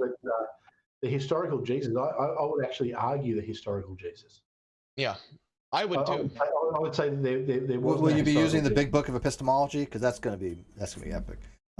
And I hear Godless Engineer should write a book, something along the lines of effective communication and debating skills. That's going to go over real big. Ouch! Yeah. Oh, do you not like God? I have no problem with Godless Mom. I don't. But she was promoting Godless Engineer, and I just couldn't help myself. And I was like, because Godless Engineer, I guess, is doing this call-in show. I'm like, oh, that's great. Theist, I believe in God. I don't believe you. There you go. Call-in shows, I gotta be honest, I think a lot of people do call-in shows more for the views than anything. I don't. Like, I don't. I love call-in shows. I don't give a fuck about the views. No offense. I love you guys. But I'm just saying, I do it because it's fun. I really enjoy it. If people want to watch, that's great. Call-in shows you would have, Steve. It can be a shit show, I can tell you that much. Yeah. Well, I don't know what we would do for a call-in show, Chris. I don't know. We have politics, obviously, but I don't know if that would make a good call-in thing. Because they would all be for you. They hate you. yeah. Just. I'd be sitting there just going. Because got another caller for Chris. The way people hate on someone more than you. Yeah. I become the punching bag. How the fuck do people hate Chris? Come on now. Stick to something that works. Stick to something that works, Chris. All you got to do is say, "I'm going to hang up on you now." There you go. Yeah. But I say you don't don't call up Steve and try to argue facts. I swear to God, we're gonna have to do a caffeine corner or a show on what facts actually are, what truth makers are, what a correspondence theory is, I mean, a lot of people don't even understand. You tell a person scientific facts are tentative. You tell them that they're provisional. 100%. And they look at you like you're an idiot. I'm like, I'm done. I can't. Yeah. It's a constitutional change within the. They're fucking stupid. I have this all the time. I'm on like. Oh, damn, are you okay? Yeah, no, I farted and it was wafting into my face. So I was trying to blow it back down, and I blew right into my mic. Wow. Anything can happen on Rum and Coke night. So and I just realized how small my little camera is here. Oh, whatever. So I was in this forum on Facebook, and again, I throw out some posts, and my posts get a lot of comments. They really do. And occasionally somebody will actually try to engage, and most of the time they're just like the typical basal nonsense. But it's like they don't even understand what the hell the topic is. They throw out all these like things they've learned from watching a cable TV access show called Atheist Experience. They're parroting stuff, and then when you tell them something, you can actually have sources for what is the case, a fact, an objective fact. They start. Oh, you're just an idiot that don't know what you're talking about. Steve, it's like, hang on. Really? Do not dare to argue with the prophets and the great leaders that are on the Atheist Experience. I mean, it's bizarre. Isn't that the atheist consensus? Yeah, exactly. Look, I understand people can have subjectivity. I get this, right? But there are objective measures to be had, and when you have an objective fact, I don't give a shit what group you belong to. I'm hanging up on you. Well, I'll throw this out there because I'm going to do a show on it or a blog. I'm not decided which. Maybe do both. But I mean, you guys know Cosmic Skeptic, right? Alex O'Connor. Yes. O'Connor. Very well spoken dude, and I've talked to him on email many times. We've had some really good discussions, and I helped a long time ago. He had some weird moral things, and I'm like, dude, you cannot be this and this. He was trying to be a non-cognitivist and a subjectivist at the same time, and it's like you kind of have some issues here. But he's kind of like solidified more. But he has some very good vegan arguments from ethical veganism. He really does. Okay, I'm not a vegan. Okay, but you know, he recognizes that people can have cognitive dissonance when it's talking about eating meat. He recognizes there are some moral arguments to be had, and he's well within his rights to argue those positions. But then you got Matt Dillahunty just swinging his dick in there, going, "Are you talking about the Twitter post from like a day ago?" Yeah, and he's like, "Well, why you keep talking about this? No wonder you have so many dislikes." And he's like, "Dude, how many shows have you done on atheism, you bitch?" And it's like he never even addresses any of Alex's actual arguments, which I think are assailable to some degree. But I mean, they're really good arguments. They're not going to front. If I thought they were bad, I would say so. And I'm a meat eater. But Matt doesn't even attempt to. He just throws his freaking dick around, going, why are you talking about this? No wonder people dislike your shit. And I'm like, wow. I often characterize Matt Dillahunty. I do have respect for the guy, and I agree with him on a lot, not everything. But I often characterize him as the big atheist swinging dick in the room. Yeah. If everybody gets what I mean. Yeah. I would say that there are some people that seem to think it's their lot in life to be the adult, that they condescend to a group of people and say, you need me to come in and reveal truths to you, and I'm the adult, and here it is, right? And that's a really bad position to be in. You'd rather be able to say, look, here's something, consider this, as opposed to, I'm going to give you truth, and you should bow to me because. Look, you and I, you helped me do a legend on a blog that I had dealing with some logical argument, and you reviewed, and we worked together to come up with a decent legend. It worked really well for it. And everybody that I've talked to that knows their shit, nobody's had a problem with it, Landon. Nobody. Matter of fact, it's just logic. Yeah, they're like, we don't see any issue with this at all. The logic's right. It's sound. It's valid. Dr. Fuzz Rana thought the Gumballs and God was really well. He's like, I didn't really understand a lot of this stuff till I read your blog, and that was high praise indeed. But then I get people that just 2 seconds after I posted, they'll just go look at it and go, oh, that's just nonsense. And I'm like, oh, for fuck's. I'm like, do you understand that you're literally saying logic is nonsense, and you wanted me to take you as a rational person in a dialogue? This is not going to happen. Actually, you're going to love this. I used you in a comparison the other day. I said the way that people act towards you is the same way that some people act towards Trump. People have Steve derangement syndrome. It's worse than Trump. Yeah, I know. When Steve fucking walks into a room, people just automatically become fucking stupid. Dude, I'm telling you, one of the guys in the room, he's like, oh, you're that. One of the guys in that forum, I swear to God, he literally said, oh, you're that Steve McRae. And I'm like, oh, fuck me. So I'm going to call something out. Here's something that's interesting. When I first started talking to Steve, I'd been talking to Steve behind the scenes, and Steve had sort of come on my channel when it was pretty brand new, actually. And he's backed me a lot of the way. When I started to get a bit bigger, people started actually sending messages to the people who come on my show. So like it's I do a panel show. Started sending messages to them saying, we can't do anything with you if you have anything to do with Chris because he does something with Steve. That's the derangement that these people have. Wow. Oh, I've had people tell me that. Yeah, and here's the thing. There's two groups of people. One group that told them all to fuck off. They're still around. There's another group of people that actually embrace them. Those people are not doing so very well. Let's throw that out there. I loved it, and I love getting the messages saying, if you dump Steve and go against him, what we'll do is we're going to help you grow your channel. We're going to do this for you. All these new views, like that shit. I couldn't give a shit about that. Yeah, and look at how many people come and watch my stuff, but it's and look how many channels they've helped that are no longer around. I mean, but the thing is, and that's what they've promised a lot of people, and you can see the people who took the bait and went that way. But it's the whole very short-term thinking. Very short-term thinking. It's absolute Steve derangement syndrome. I know it. It's okay. What are you going to do, man? I might as well just at this point use it to my advantage, to be honest with you. It's just... But why can't I get Jeff derangement syndrome? He's British. We're all trying to cancel Jeff at the moment, so... Oh, yeah, they don't know what the hell's going on behind the scenes with Jeff. Yeah, there's working highly against him. Yeah. I'm the mastermind behind everything, Someone's got to be, I guess. Yeah. You know, if I Jack, we've got to get you back on Six Pack sometime soon. It's been ages. It's been too long. I think I'm off work this Friday, Chris. If you got a spot, Matt.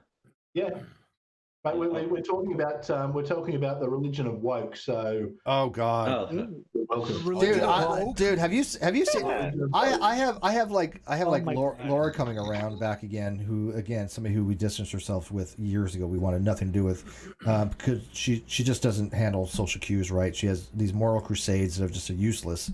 But she's coming back around. We're talking. She's so hyper woke. I've never seen this before. Hyper wokeism, as I'm terming it. Hyper wokeism is when you're so woke that you are the arbiter of morality, how you conduct yourself with your own friends that you have consent with. Say that again. I was reading some at the same time. When you, she's so hyper woke that she's the sole arbiter of how you are supposed to conduct yourself around your friends with whom you have consent with. So if two people like me and Chris have banter with each other and it gets sexualized in nature because he's a fine looking man, that's between us. You know, that's between us.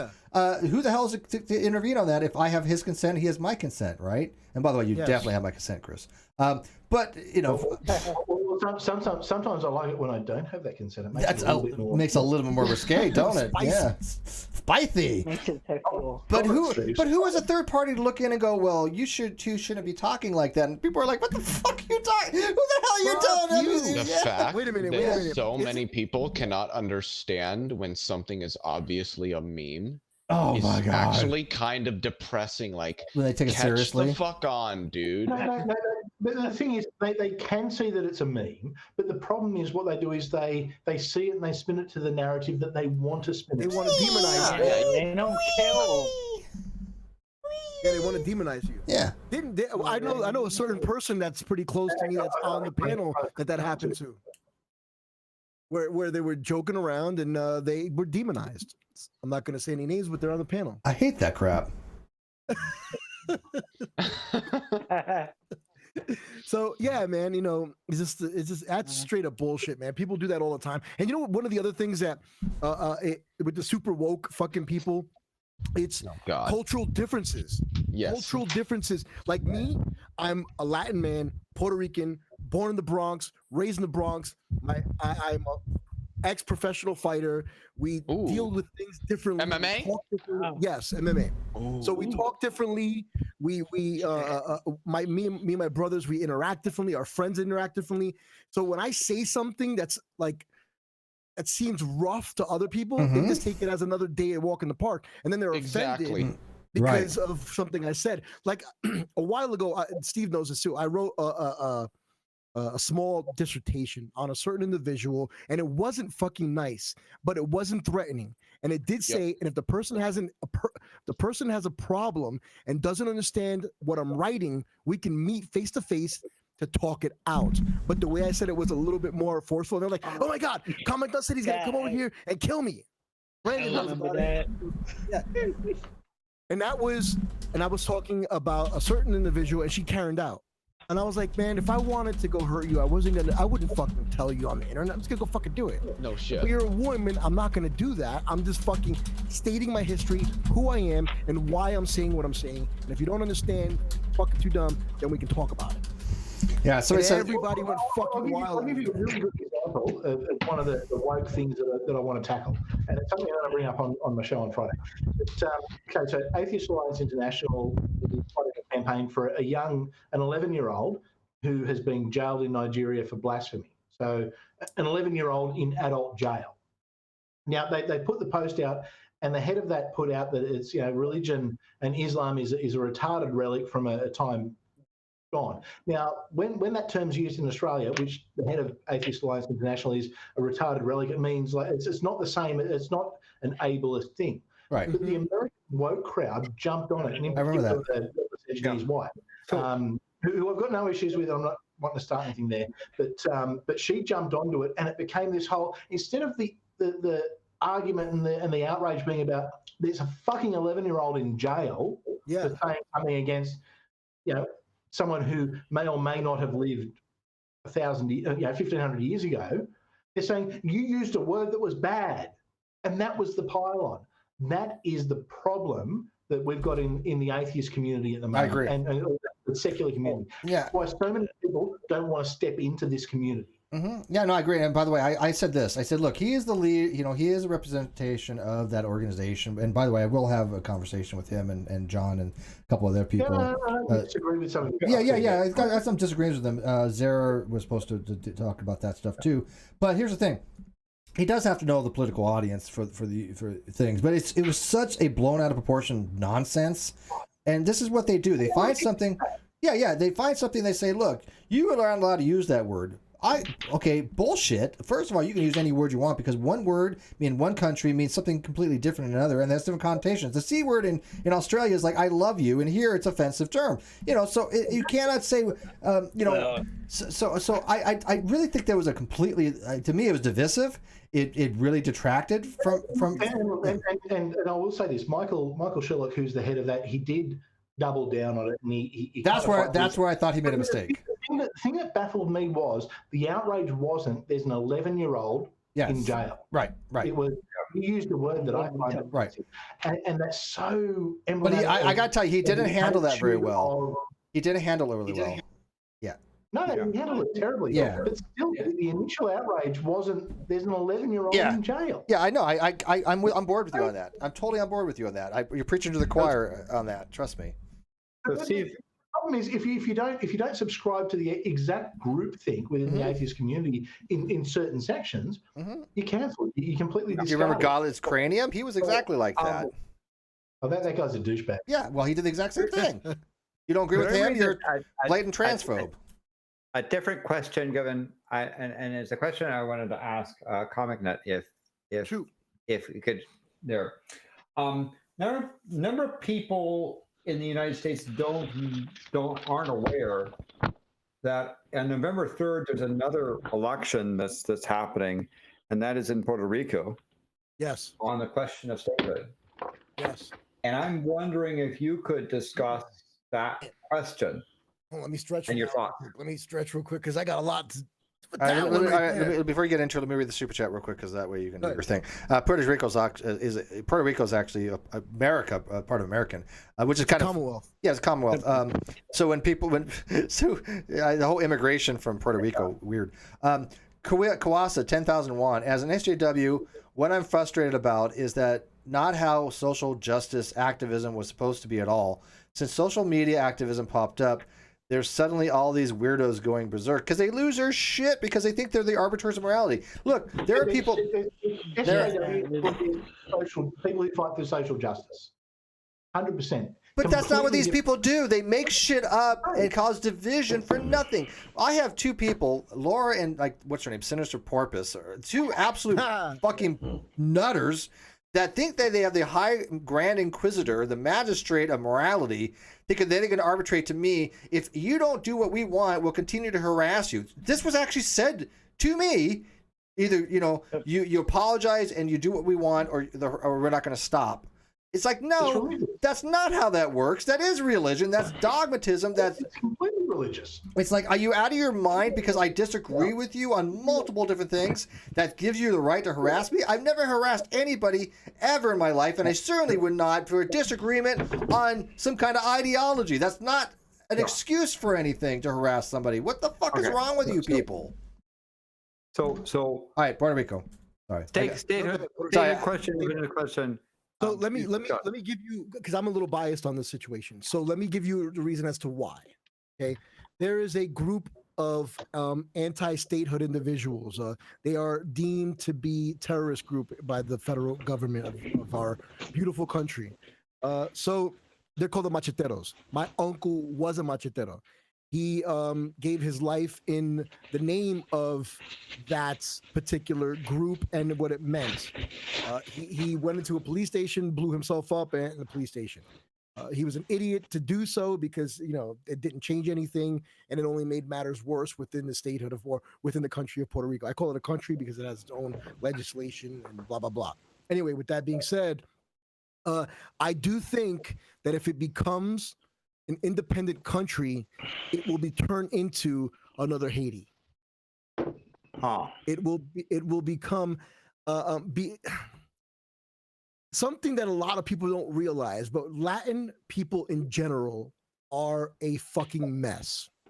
The reason I say that we're a mess is because we are inherently a violent race. And when I am not necessarily violent, we're going to beat you up. Just the way we do things tends to be a little bit more rough around the edges. We talk a little bit more rougher. We react. Have you ever dated a hot Latina woman? They're all hot messes. Yeah. So that's what I mean. So if you look at every Latin country out there, you'll see what I'm saying, and you'll be like, okay, I understand why they are the way they are now. And you'll have a lot of infighting. I don't think it would benefit the beautiful island of Puerto Rico, my beautiful home. But I also think that becoming a state, it will lose its identity, number one. Number two, it will lose a lot of its benefits. As far as like not having to pay federal taxes, but there are other benefits that we don't have. Like we can't vote for a president unless you're on American soil. I don't know if you guys knew that. Yeah. So if I'm on Puerto Rico, I cannot vote for a president. I would have to actually fly back to a address that I have in Florida, New York, or Georgia, or wherever the fuck you're living, and then vote, and then go back to Puerto Rico. It's kind of a mess. But I understand why they don't do it, because there's no, we don't pay taxes, so there's no representation on that level. But yeah, I think it's a double-edged sword, man. If we do or we don't, I might eat my words. And there's a lot of resources that can be utilized. There's a lot of we were going through a industrial age before the hurricane came and destroyed absolutely fucking everything. Yeah. We had huge amounts of companies going over there. We had Microsoft was over there. We had a bunch of different companies that were making computer parts. There were motherboards being over there, processor chips. There were even oh my god, just a whole bunch of different stuff there. Johnson & Johnson was over there. There was a lot of medical as well as pharmaceutical. I mean, so it was huge.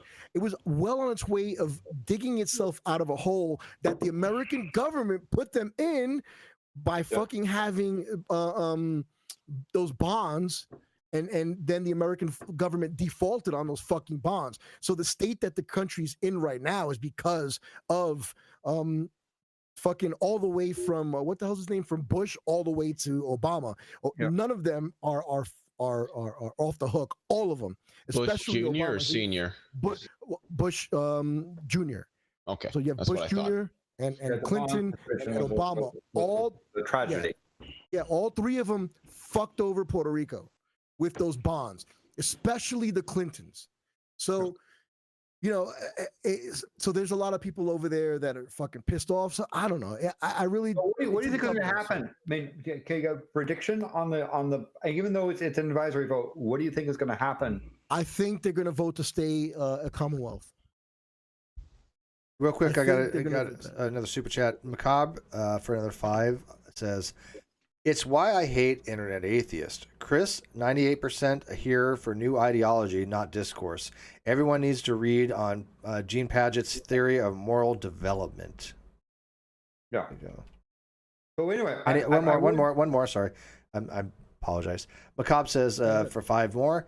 Kawasa, as a 90s kid, SJWs creeped me out just as much back then. They still do. Anyway, I would encourage people to take a look at that issue, that vote. I know there's going to be lots of things elsewhere, but that's one of the things that I think is coming up. It's huge. It will affect the way American. Yeah. But let's say if it does pass and then the American government decides to go through with it, vote, and then they become a state, everybody needs to be aware that it will affect and change the way a lot of things are done here on the mainland. Yes, exactly. Because now I forgot the name of the act that makes things go, that there's certain products that have to go, they land on Puerto Rico, then they have to go to New York or Florida, and they got to go back to Puerto Rico. So a lot of people are going to be losing out on that money of product coming back to the States. I forgot the name of the fucking, it was the Clinton that did that shit too, man. All right, we're gonna have to be wrapping this up soon, guys. First of all, share again. Yeah, that was actually informative. I didn't know he knew his shit. But share this video, and I the other day I needed like 10 subs. I asked for help. I lost 2. Now I've lost like 28. So this is not working in my favor here, guys. So if you could share this particular video on Twitter, Facebook, and social media, and say, hey, look, if you like these kind of topics, go subscribe. I don't want people that don't like this stuff to subscribe. So do a sub drive, but people that actually like the stuff, have interest. But let's kind of wrap this up because it is getting on 3.5 hours, 4 hours. I'm tired. It's late. But beware, we're going to have a election night. Oh yes, and that's going to be awesome because we get to see things coming in, and no high expectations by 9:30 Eastern. That of course it's not going to be done by then. Probably it's probably going to be midnight. But I think we're going to have well enough to know what's the forecast. But you never know. It could be more of a landslide than we think, and by 9:30 Eastern, it's like they're pretty much almost going to call it. So. We'll just a quick interjection real quick. I might be going to where you're at, Steve, in the beginning of December. If I actually am in I'll be that sure area, not to be here. I'll give you a call. I'm sorry.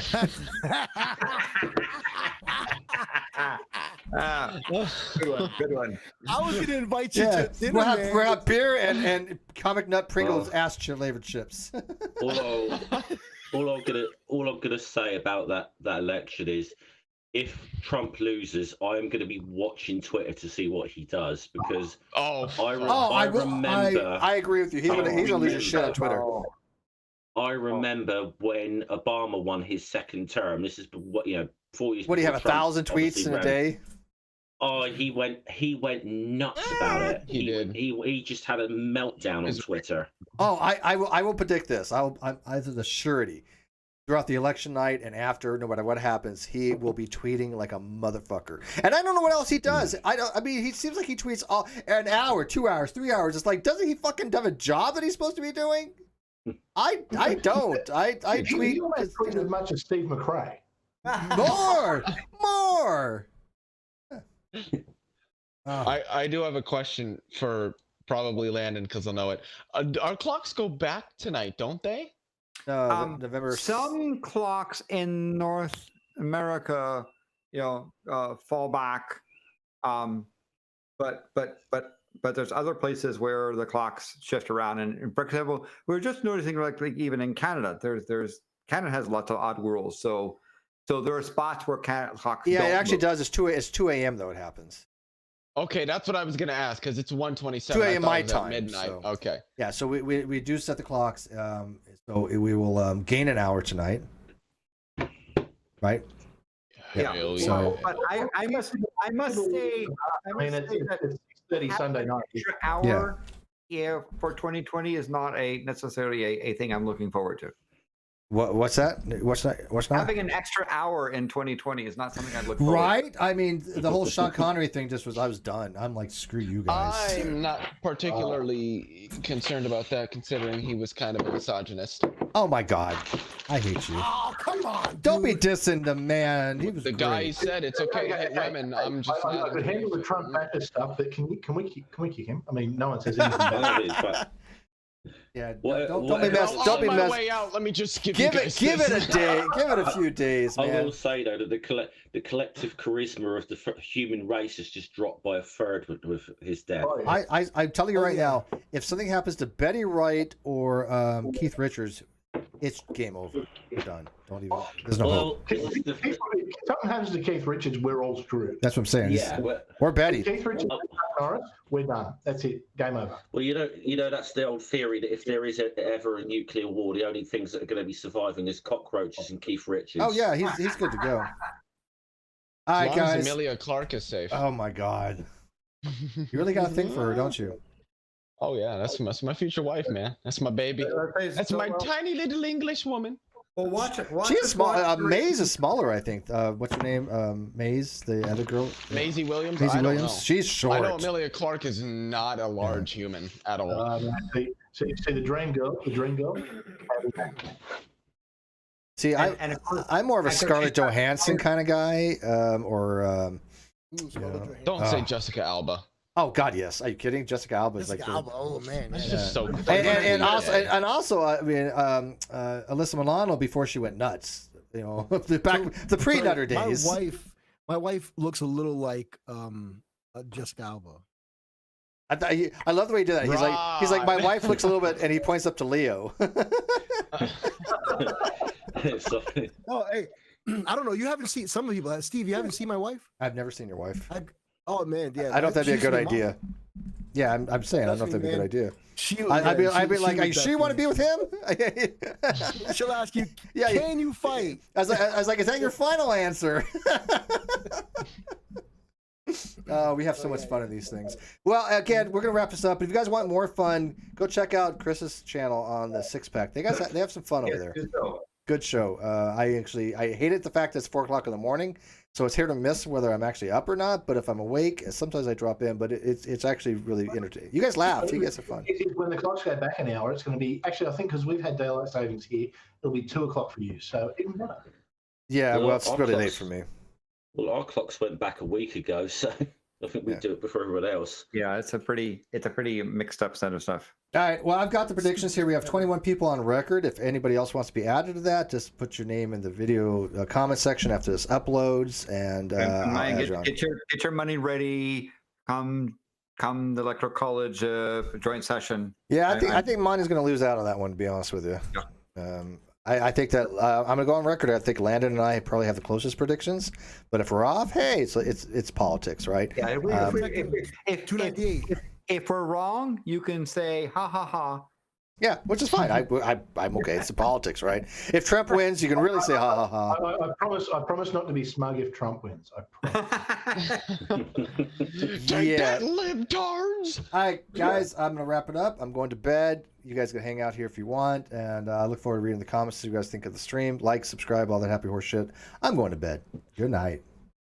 See you. Peace.